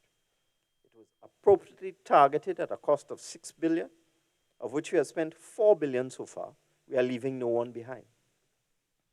We established a social and humanitarian support program in which 25,101 grants have been paid under the food support program. 50,904 grants have been paid to individuals who lost income. 20,500 grants have been paid to households which receive meals from the school feeding program. 42,451 grants have been paid as income support. 33,813 individuals who lost their jobs or had their incomes reduced have received 81,179 grants, amounting to $129.8 million in salary relief. 2,818 grants were paid to senior citizens who had not yet received their pensions. 488 grants were paid to individuals who had not yet received their disability assistance grants. 1,400 emergency hampers were provided to families in urgent need. 25,000 food vouchers, which included fresh produce, were provided to families. 3,770 families received rental assistance. 30 million was given to religious bodies for food distribution, which in turn distributed 49,330 hampers. Fuel grants in the amount of 2,000 for maxi taxis and $750 for taxis were given out. 1,720 grants for maxi taxis, 253 grants for taxis. 343 of our artists have received grants of 5,000. 300 nationals who were stranded overseas have received cash grants. 359,000 cloth face masks were distributed. 25,095 individuals received accelerated income tax refunds. 5,010 small and medium enterprises with a per VAT threshold of up to 500,000 received in cash accelerated VAT refunds. 460 companies with up to 10 million in refunds per VAT cycle received fully tradable VAT bonds amounting to $3 billion. 142 small and medium enterprises received zero interest government guaranteed loans. 50 business owners have received loans under the credit union facility. 5,000 microenterprises will receive grants under the Microenterprise Grant Program. 124 importers of essential items have received $75 million US through the special import forex window, and payments to contractors and suppliers in an amount of $2 billion. This is in the budget speech, Madam Speaker. Yet they want an audit. They don't know what we spent the money on. And as I said, it finds its way into the newspapers. And this is the fourth time I have come in this parliament to give a detailed list of what we spent the money on. How much more time do I have, Madam Speaker? Your time expires. You have roughly 20 minutes. You've spared 5:26:06. Thank you very much. Another point made by members opposite is whether our estimates are realistic. What I can say, Madam Speaker, with respect to that point, is that even in the face of increased uncertainty created by COVID, there will be vigilance and increased vigilance in 2021 by the Inland Revenue Division. Since it has come to our attention that suppliers of goods and services to government do not always report the income they receive from government to the Board of Inland Revenue. They simply bank the money without reporting it. This must stop and will stop in 2021.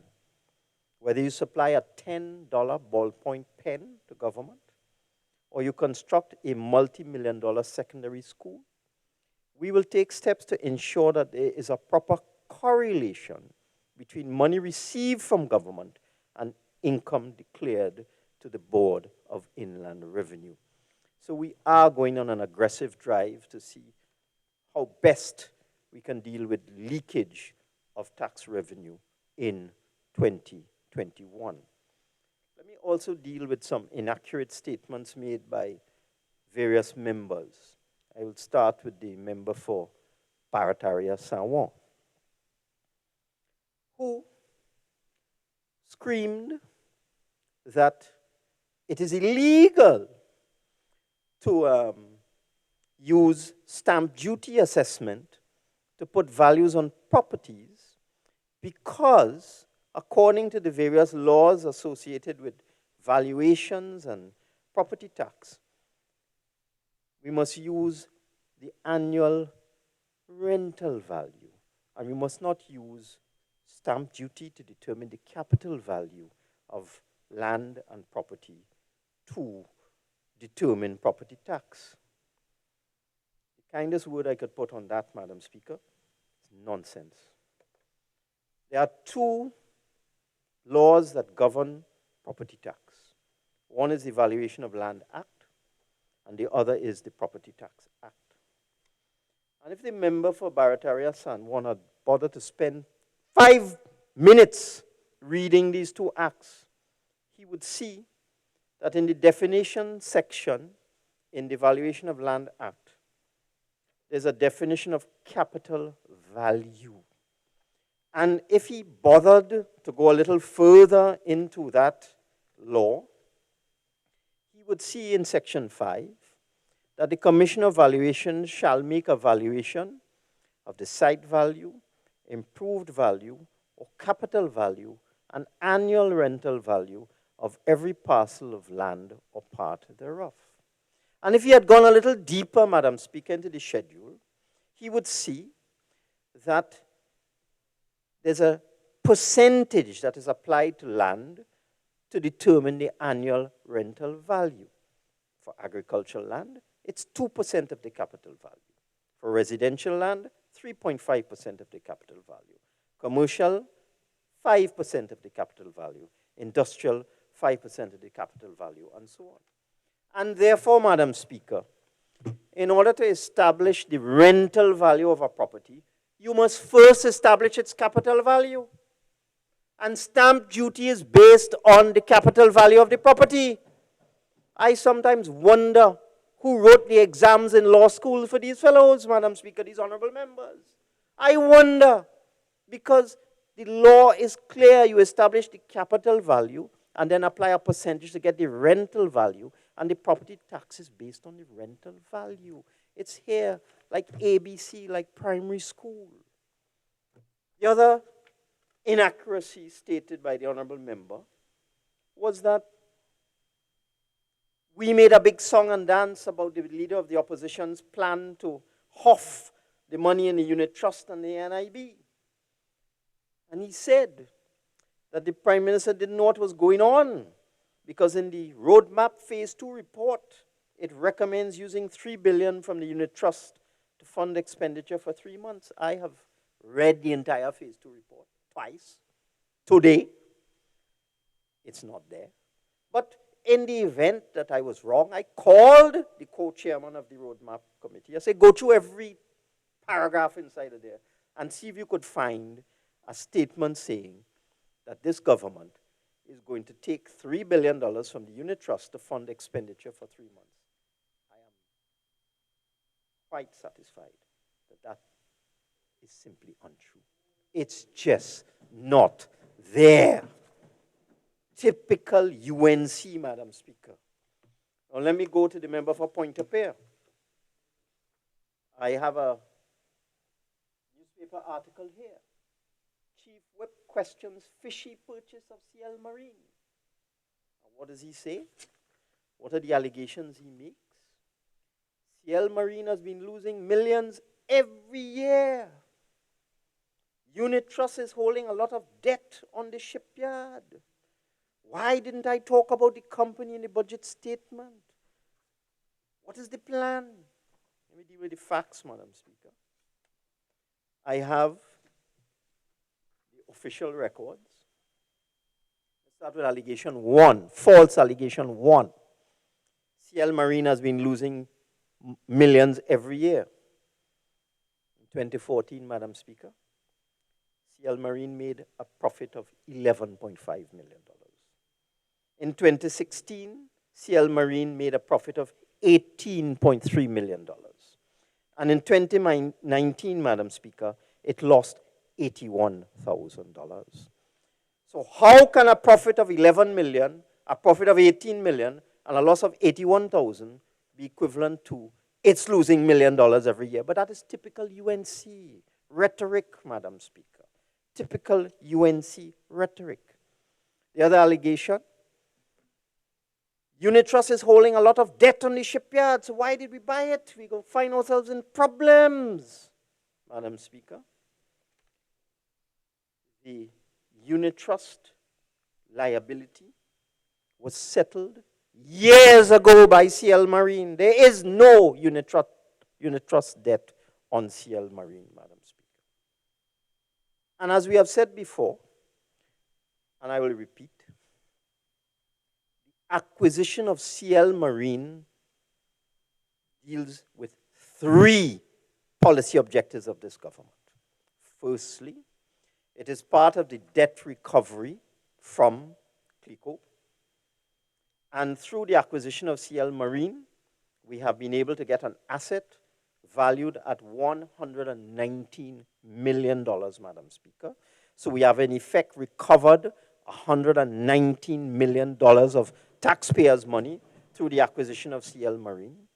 Secondly, it is public knowledge that 2 fast ferries are being constructed in Australia. One is getting ready to leave Australia at the end of October to get here before the end of the year, the other one shortly thereafter. One built by Austal, one built by Incat. There are 2 Cape-class military vessels being constructed by Austal as well, which will arrive next year, 2021. We have a number of Damen vessels. We have a number of other vessels belonging to the Coast Guard. And one of the strategic purposes of this acquisition is to consolidate the repair of our fleet, our marine fleet, at a single location at the dockyard in Chagaramas. And the third objective, of course, is diversification, Madam Speaker, because shipbuilding and ship repair is one of the areas that we have earmarked for diversification. So that deals with the statement from the member for Pointe-a-Pierre, the $2 million car man. Madam Speaker, I have really been heartened listening to commentary from all sectors of the society. I must say, I've been in this parliament now for 29 years, and this is a budget that has received such universal acclamation that I myself am surprised, Madam Speaker. I am surprised. From the $500 million allocation for farmers, and let me say two members on that side. I understand there was one member. I was not in this parliament, Madam Speaker. I must have been at the Ministry of Finance or something, doing some work, who indicated that I spoke untruths and there's no allocation in the budget of $500 million for agriculture. That is nonsense. And I would urge members opposite, go and read your documents. Some of you are new and you're taking basket from those remnants that have continued into this parliament on your side. There is a $500 million allocation, Madam Speaker, which has been placed for agriculture, for farmers, in the Ministry of Finance's allocation, Madam Speaker. And we put it that way because it is now up to the Ministry of Agriculture to come up with plans and proposals, detailed plans and proposals to access that $500 million. So as the Minister of Finance comes to Cabinet from time to time, he spoke about one of his plans yesterday in terms of access roads. So you may wish to spend $50 million on access roads. He comes to Cabinet, Cabinet agrees, and then the Ministry of Finance will disburse out of the $500 million. It's there in black and white for anybody who has eyes to see. But I heard the leader of the opposition say, that honorable member, can't find it in the budget. And then one of the newbies jumped in, Madam Speaker. One of the newbies jumped in and said they can't find it either. I will point it out during the Standing Finance Committee so that they could see with their own eyes that the $500 million is there in the Ministry of Finance's allocation. But from that $500 million, which is going to be used for a series of productive projects in the Ministry of Agriculture, running the entire gamut of support to the agriculture sector.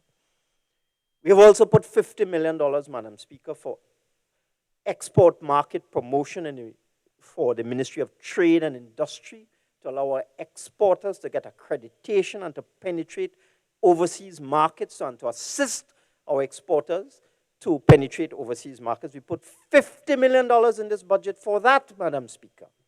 I didn't hear any of them talk about that.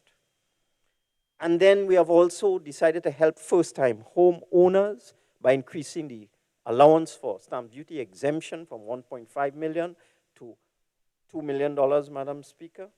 A series of incentives for construction, for property development and so on, Madam Speaker.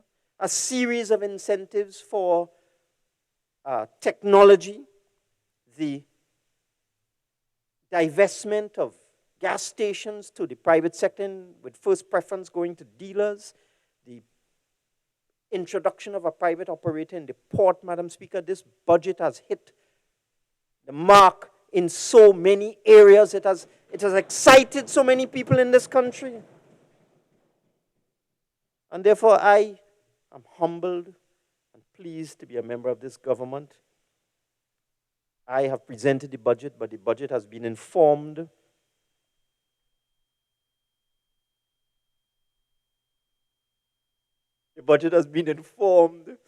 by many advisors, people from the private sector, people from the public sector, people from the university, from the government, etc. We had a very good team. looking at what we should do, in consultation with the Prime Minister and other members of the government and so on, Madam Speaker. And before I conclude, I have been reminded that I should also thank the hard-working staff at the Ministry of Planning and Development for creating the PSIP for 2021. So I am overwhelmed by the support of the population for this budget. I'm overwhelmed at the excitement it has generated in the population. And I look forward to this year 2021, Madam Speaker, as we seek to find our way through this nightmare that is COVID. As I said, we may have to revisit some of our plans for the budget in the context of some of the advice we have received from senior practitioners and so on. As we go along, there's great uncertainty. In the United Kingdom, for example, the Chancellor cancelled the budget. So I wish to thank all members on this side who have contributed. I wish to thank all members of the government, all members of Parliament for contributing, and I beg to move, Madam Speaker.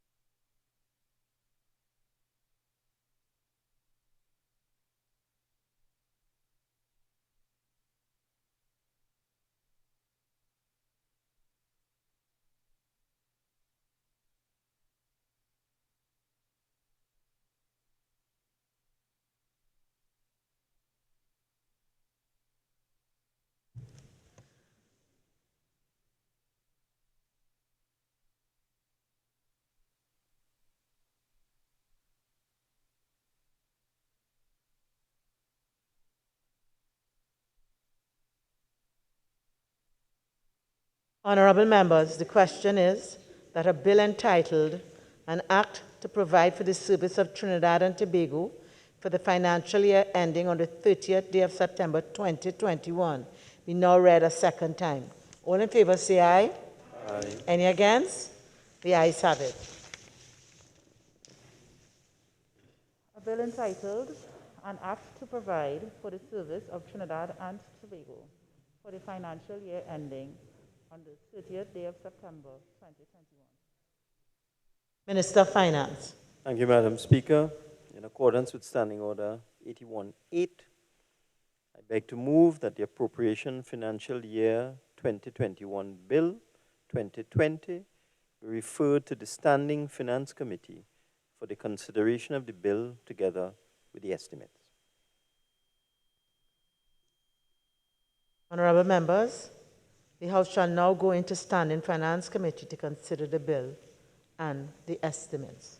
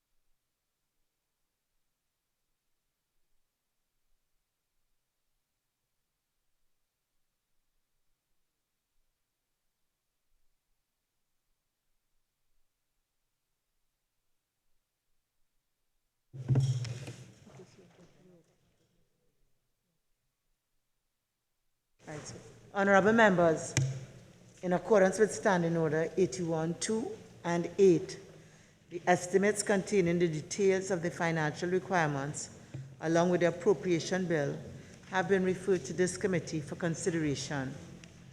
The documents before the committee therefore include, and those documents are what you all familiarly call the yellow books, the draft estimates, details of estimates of recurrent expenditure for the financial year 2021, which identifies the heads of expenditure the chart of accounts for expenditure, the classification of expenditure sub-items under the personal expenditure, goods and services, and minor equipment purchases subheads, the summary of the total allocation to each head of expenditure, the sub-item details relevant to each head of expenditure for the current fiscal year and the 2 fiscal years immediately preceding,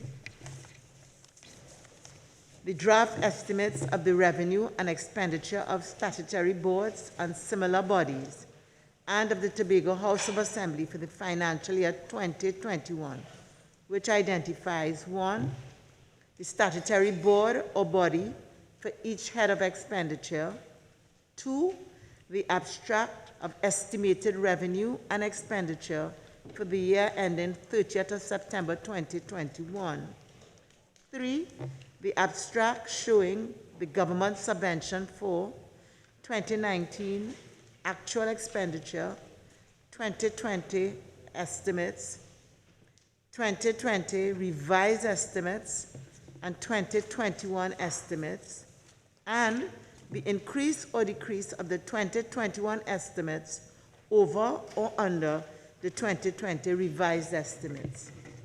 4, the chart of accounts for income and expenditure. 5, the classification of expenditure, sub-items under the personal expenditure, goods and services, and minor equipment purchases subheads. 6, the sub-item details relevant to each statutory body or board for current fiscal year and the 2 fiscal years immediately preceding.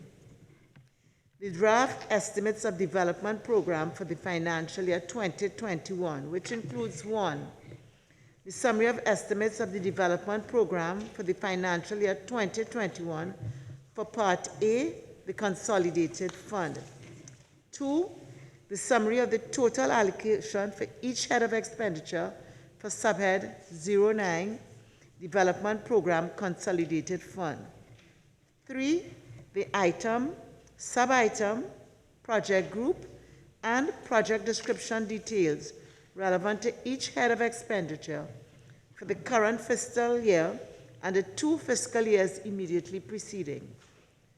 4, the summary of estimates of Part B, the Infrastructure Development Fund for the financial year 2021. 5, the summary of the total allocation to each head of expenditure for head 701, Infrastructure Development Fund. 6, the item, sub-item, project group, and project description details relevant to each head of expenditure for the current fiscal year and the 2 fiscal years immediately preceding. The Appropriation Financial Year 2021 Bill 2020. This bill provides for the service of Trinidad and Tobago for the financial year ending on the 30th day of September 2021.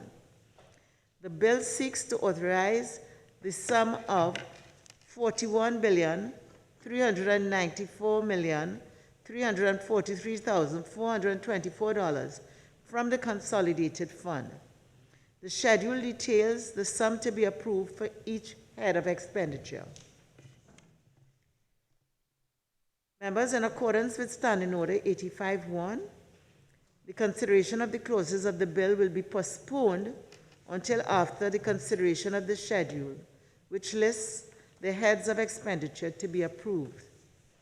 The heads will be considered in the order submitted by the Leader of the Opposition, which I have received.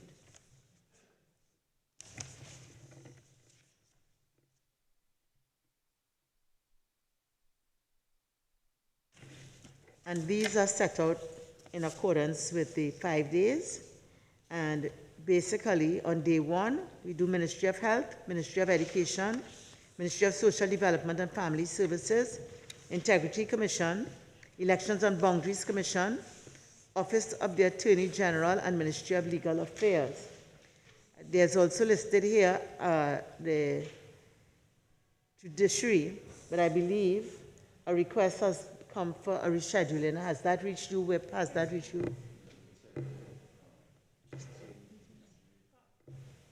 We change judiciary in the office of the parliament. Okay, so at 7 we'll do the office of the parliament. Or we can make office of the parliament last, Madam Speaker, Okay, on day one. so that at 7 we'll do industrial court, Yeah. and at 8 we'll do the office of parliament. Okay, on the second day, we will do Ministry of Agriculture, Land and Fisheries, Ministry of Public Utilities, Ministry of Works and Transport, Ministry of Tourism, Culture and the Arts, Ministry of Trade and Industry, Tax Appeal Board, Public Service Appeal Board, and therefore the judiciary will then come here on the second day.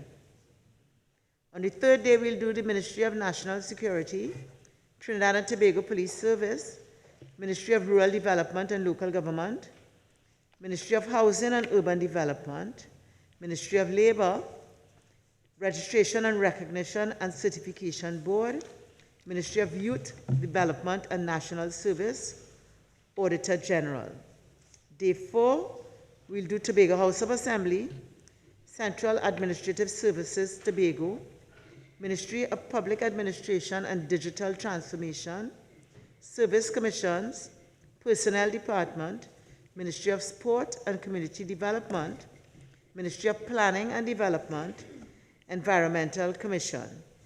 On day 5, we'll do Ministry of Finance, Pensions and Gratuities, Office of the Prime Minister, Ministry of Energy and Energy Industries, Ministry of Foreign and CARICOM Affairs, Statutory Authorities Service Commission, Equal Opportunity Tribunal, Office of the President. The proposed work schedule. Honorable members, as we've just enunciated there are 40 heads of expenditure to be considered over a 5-day period. Therefore, I propose that the committee shall meet each day from 10 a.m. to 8 p.m., save and except on Friday, the 16th October 2020, or for so long thereafter to consider a minimum of 8 heads of expenditure per day. Please note that I said save and except Friday, the 16th of October 2020. We begin then at 1:30. But please note, members, that we must consider and complete at least 8 heads per day, including on Friday, the 16th October 2020. Consideration of the Tobago House of Assembly. Honorable members, I crave your indulgence to have the committee agree on the time for the examination of the Tobago House of Assembly and Central Administrative Services Tobago. And they will be taken on day 4, which will be Wednesday, the 21st of October, 2020. And therefore, we are asking for them to be taken first in order to allow these representatives to make the arrangements to travel to Trinidad. And may I suggest that in accordance with the order, and I think the order allows for it, that we take Tobago House of Assembly at 10 a.m., immediately followed by the Central Administrative Services Tobago, and if we can really target to take Central Administrative Services Tobago no later than 1 p.m. Speaking time. Honorable members, in accordance with Standing Order 45-1, the speaking time in Standing Finance Committee shall not exceed 5 minutes on each intervention. Each member will be invited to make a brief 5-minute opening statement on the ministries or departments' priority areas for the upcoming year. Procedure for each head. Honorable members, the procedure for each head of expenditure shall be as follows. 1, the head and the amount to be appropriated will be announced by me as chairman. 2, the minister will then be invited to make a brief opening statement. 3, the chairman will then propose the question that the sum proposed stand part of the schedule. 4, each head of expenditure, I will call the subhead followed by the item. I will not call the sub-items. Discussions can ensue on the item called or the relevant sub-item and clarification sought. Once the committee moves to another subhead, questions from a previous subhead will not be entertained. And from experience, I know this tends to be a bit difficult, and therefore it will really call for us all to be alert. 5, the chairman will repeat the procedure for the development program. 6, once this is concluded, the chairman will then put the question that the sum stand part of the schedule. 7, the procedure will be repeated for each head of expenditure. Okay, so the procedure haven't been laid out. I am to inquire whether there's any other item of business which either the whip or the leader of the House may wish to bring up.